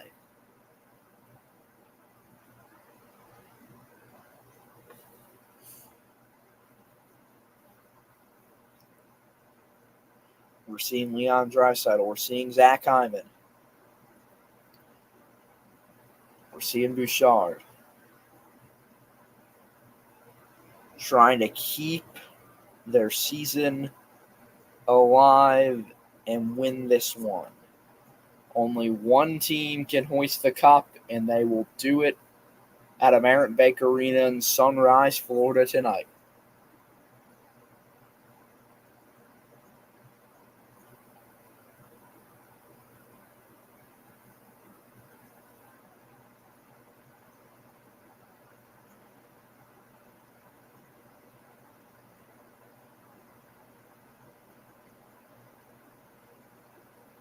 And a hit on Draisaitl there, it looks like. A save by Skinner. He's trying to keep the Oilers in it, and he's doing a pretty good job. Both teams with 21 shots on the night.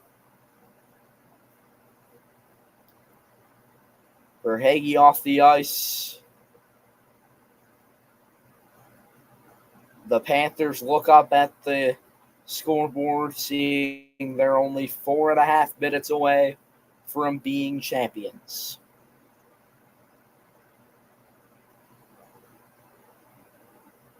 Verhaeghe with a goal and an assist on the night. On the ice for almost 19 minutes. The Panthers have it in Edmonton zone, up against the wall. Fighting for the puck. Florida has it. Edmonton gains control back. They are moving down the ice. Can Edmonton tie this one up? And the puck goes wide. They're fighting for it again. Edmonton has it. Shot no good. Florida now takes it down the ice with 4 minutes to go. Edmonton has it. They look to get it back down into Florida zone. They do. A fight for the puck. Who has it? It's up against the wall. It gets back to Edmonton. Looking for a shot, looking for a pass. Edmonton. Oh, they almost had it. Another shot. It is not in yet. Bouchard passes in again. Edmonton with full control right now, looking to tie this one up. Florida gets the puck away, but Edmonton will get it back as now they have to reset, recover. But a timeout, it seems like. 3:29 to go in Game 7 of the Stanley Cup Final. What a game it has been. And we won't take a break here, just a face-off. McDavid gets it to a teammate. The Oilers working here. Good pressure defense here from Florida, and another stoppage in play. 3:22 to go. And Bouchard, oh man, so close to tying it up.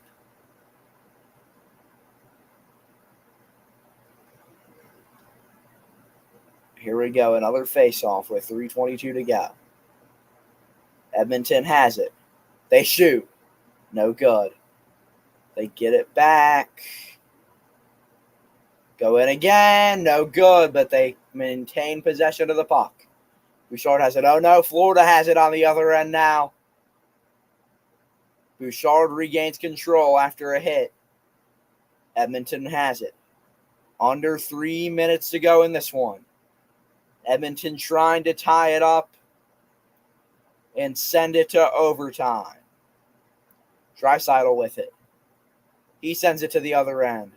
Bouchard in. So close. Bouchard has it.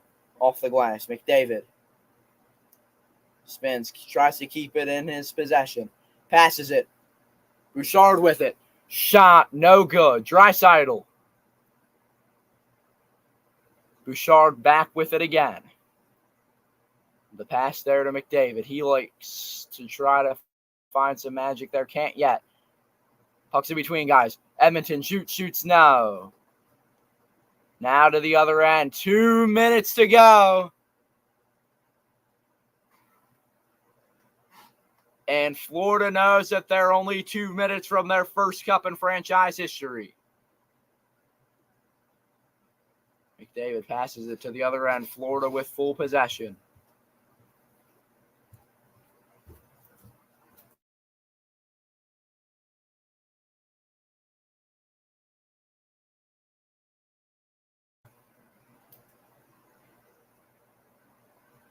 Edmonton has it, and it's a stoppage in play with 1:35. I apologize for the break there. But we are good to go now. And the Oilers were so close there. Within under a foot probably of getting a goal there.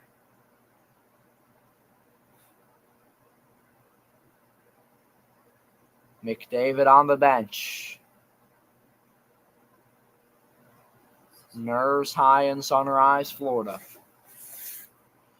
Draisaitl and all the guys here after the quick break. Back on the ice. The Oilers were down 3-0. They forced this Game 7. Now the cup that we have seen, the most prestigious trophy in sports. So we take another break here. Both teams going for that Stanley Cup.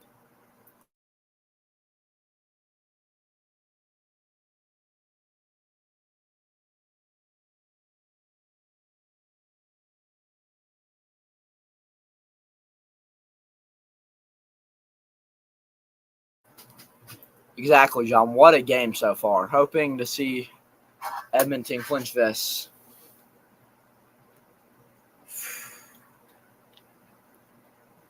Both coaches telling their guys what they got to do to be champions of hockey, to be the best team in the world. Both goalies are ready to go, and both benches have made their way onto the ice. And now it's 6 against 6 for 95 seconds, and here we go. Edmonton has it. They shoot no good. Florida with control. Edmonton is looking for a miracle in the last 80 seconds or so here. Florida has it. Edmonton gains control back. And now empty net for the Oilers with a minute to go. And they give it to Florida. They shoot no good. Edmonton has it, looking for a miracle. They're living on a prayer as they've done all series. 53 seconds to go.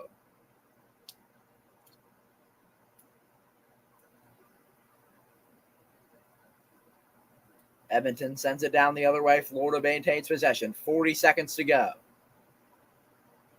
The Panthers taking it down to the other end. They're fighting for it. It is no good. Shot. No good again. Edmonton with it. They give it away. No good again. Bouchard has it. 22 seconds to go. Florida fans can feel it. Edmonton looking for a miracle. 13 seconds to go. They're fighting for it out of the boards. 6 seconds to go. 4, 3, 2, 1. The Florida Panthers are champions of hockey for the first time in their 30-year history.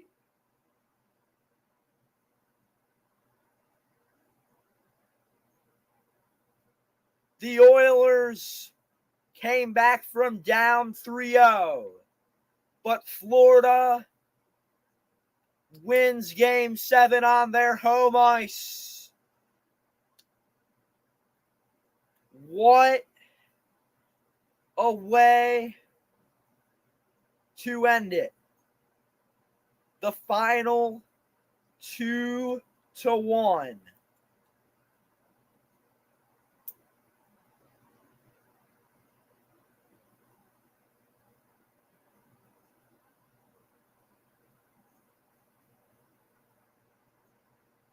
And now they'll get to hoist the cup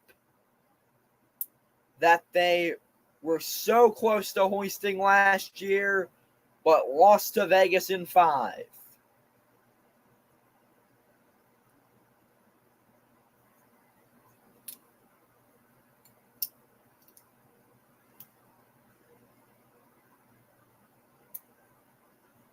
What a series.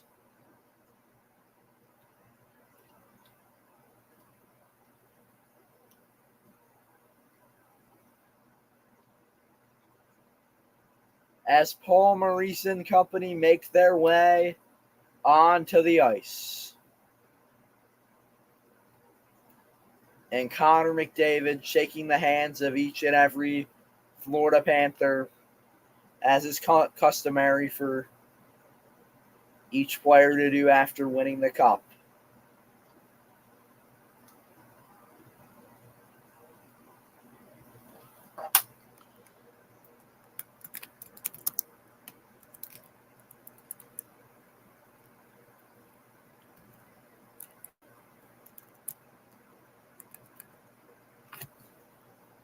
A final of 2-1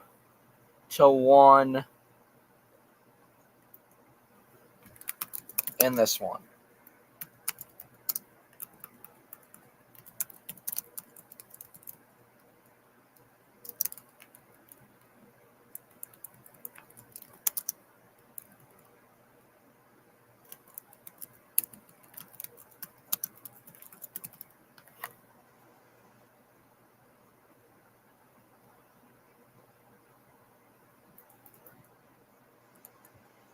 Wow. What an incredible Stanley Cup Finals. Up 3-0. They give up 3 straight games, but they win Game 7.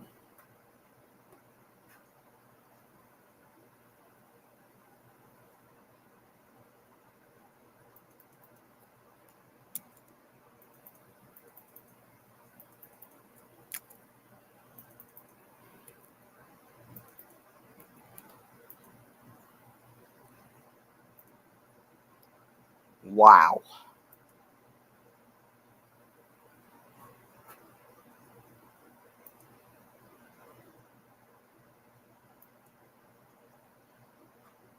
We had 2 first-time champions crowned tonight.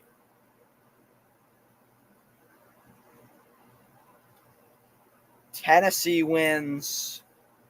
Florida wins.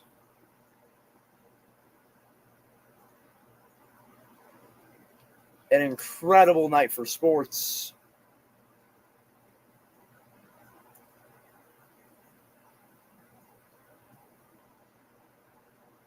As Connor McDavid and the Oilers defeated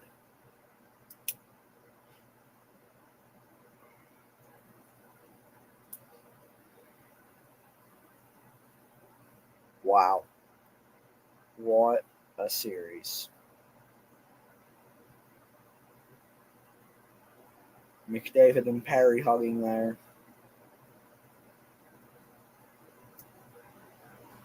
As the last of the Oilers make their way off the ice. The question for everyone now is, who is the MVP? Will Connor McDavid win it? Or will it go to a champion on the Florida Panthers?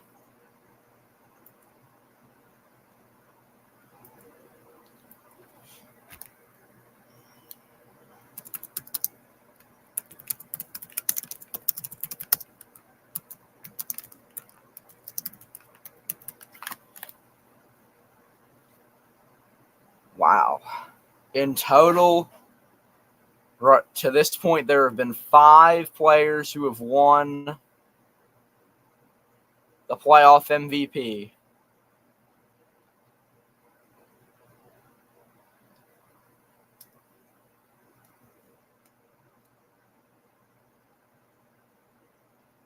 While losing the series. Jean-Sebastian Guerre in 03, Ron Hextall of the Flyers in 87, Reggie Leach of the Flyers in 76, Glenn Hall of the Blues in 68, and Roger Crozier of the Red Wings in 66.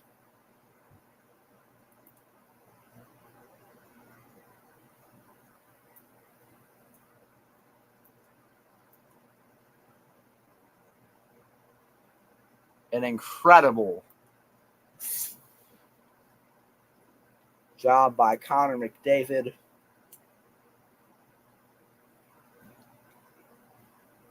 And the Oilers. But La Bamba will not be played tonight in Edmonton. Instead, the Panthers are champions of hockey.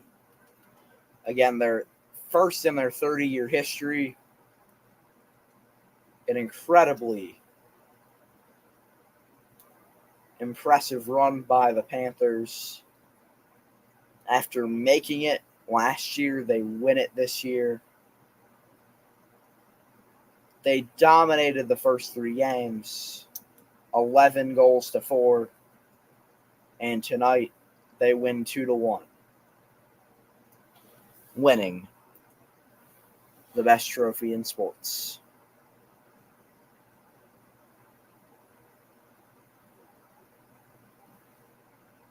Meanwhile,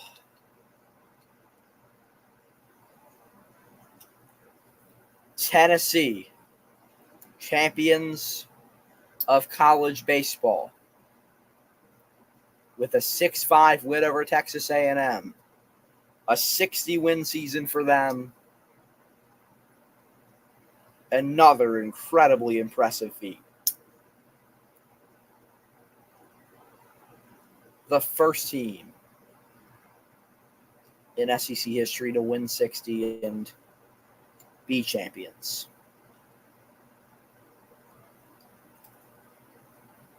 And now we see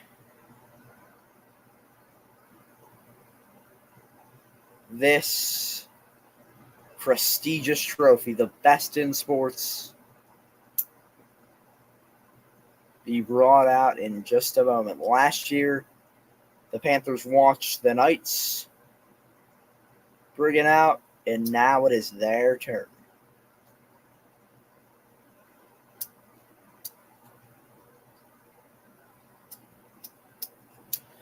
For Vols fans, they're in party mode. No, there's no money on anything. I mean, I wanted them to win, but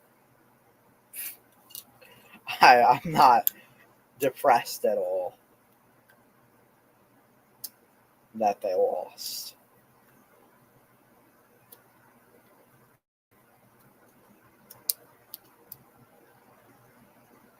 Nick has already ordered his merch. I remember doing that when the Bucks won it all. 2 a.m. getting that merch.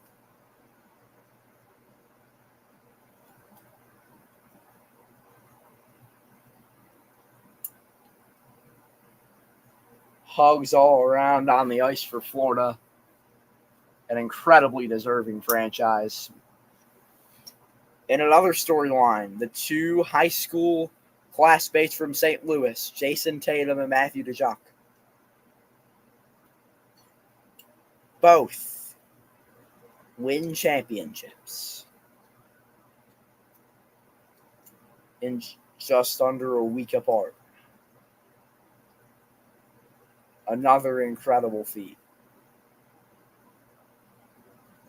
And a lot of excitement in St. Louis, I can only imagine. Now Gary Bettman is out with the MVP. I'm going to turn my sound up just a little bit to hear what he has to say. Let's first congratulate the Edmonton Oilers. Okay, there we go. JJ, you got the Union. You can watch them. Soccer and baseball.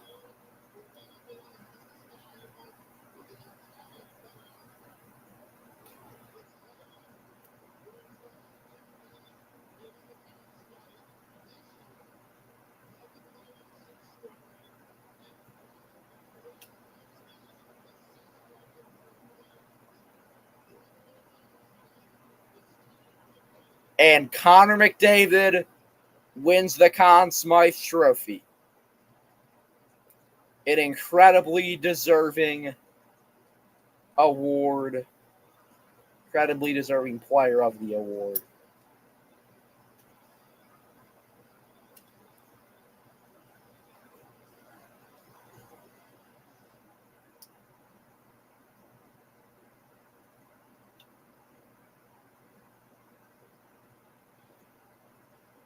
Panthers fans not too happy. But wow, is that well deserved.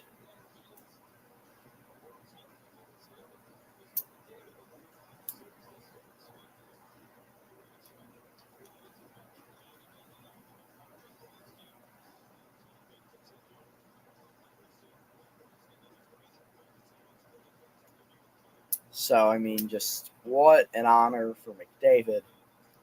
He deserves it. Yeah, as I mentioned, Nick, in 68.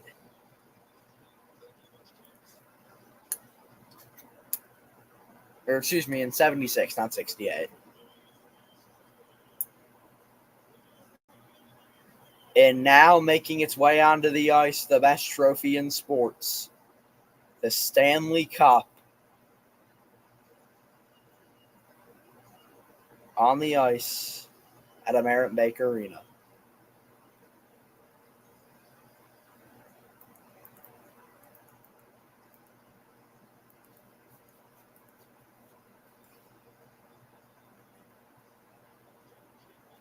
It was in the house here for Game 5. It made its way back to South Florida for Game 7.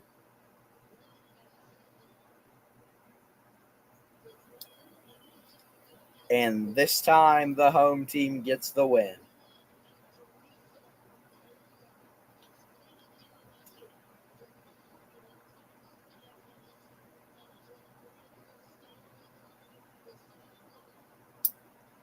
Gary Bettman talking about ownership.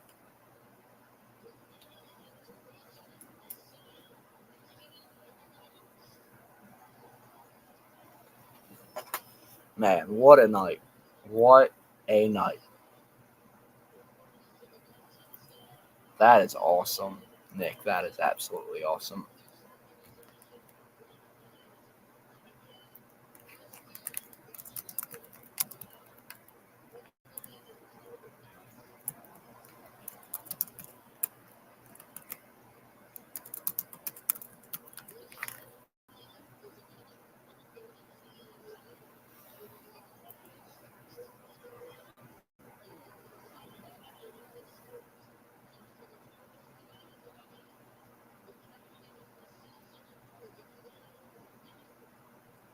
In 87, Ron Hextall lost it, or won the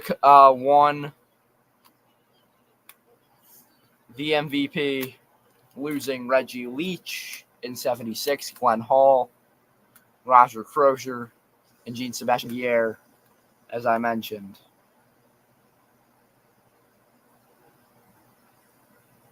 And now the cup getting hoisted for the first time in front of the Panthers faithful. What a moment for this team and for this fan base.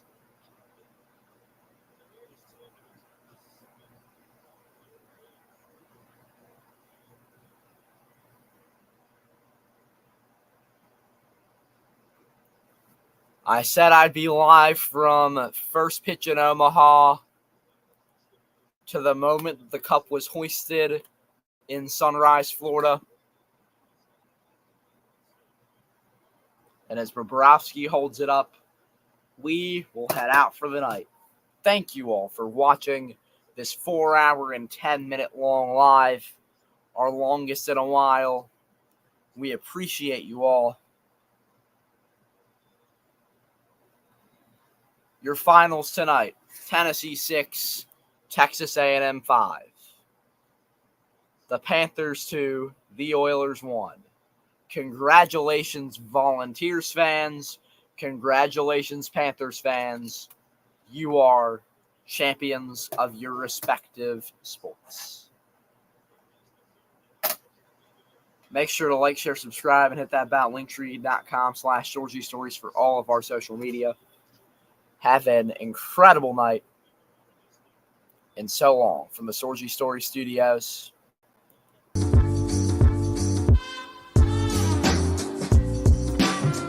Philadelphia.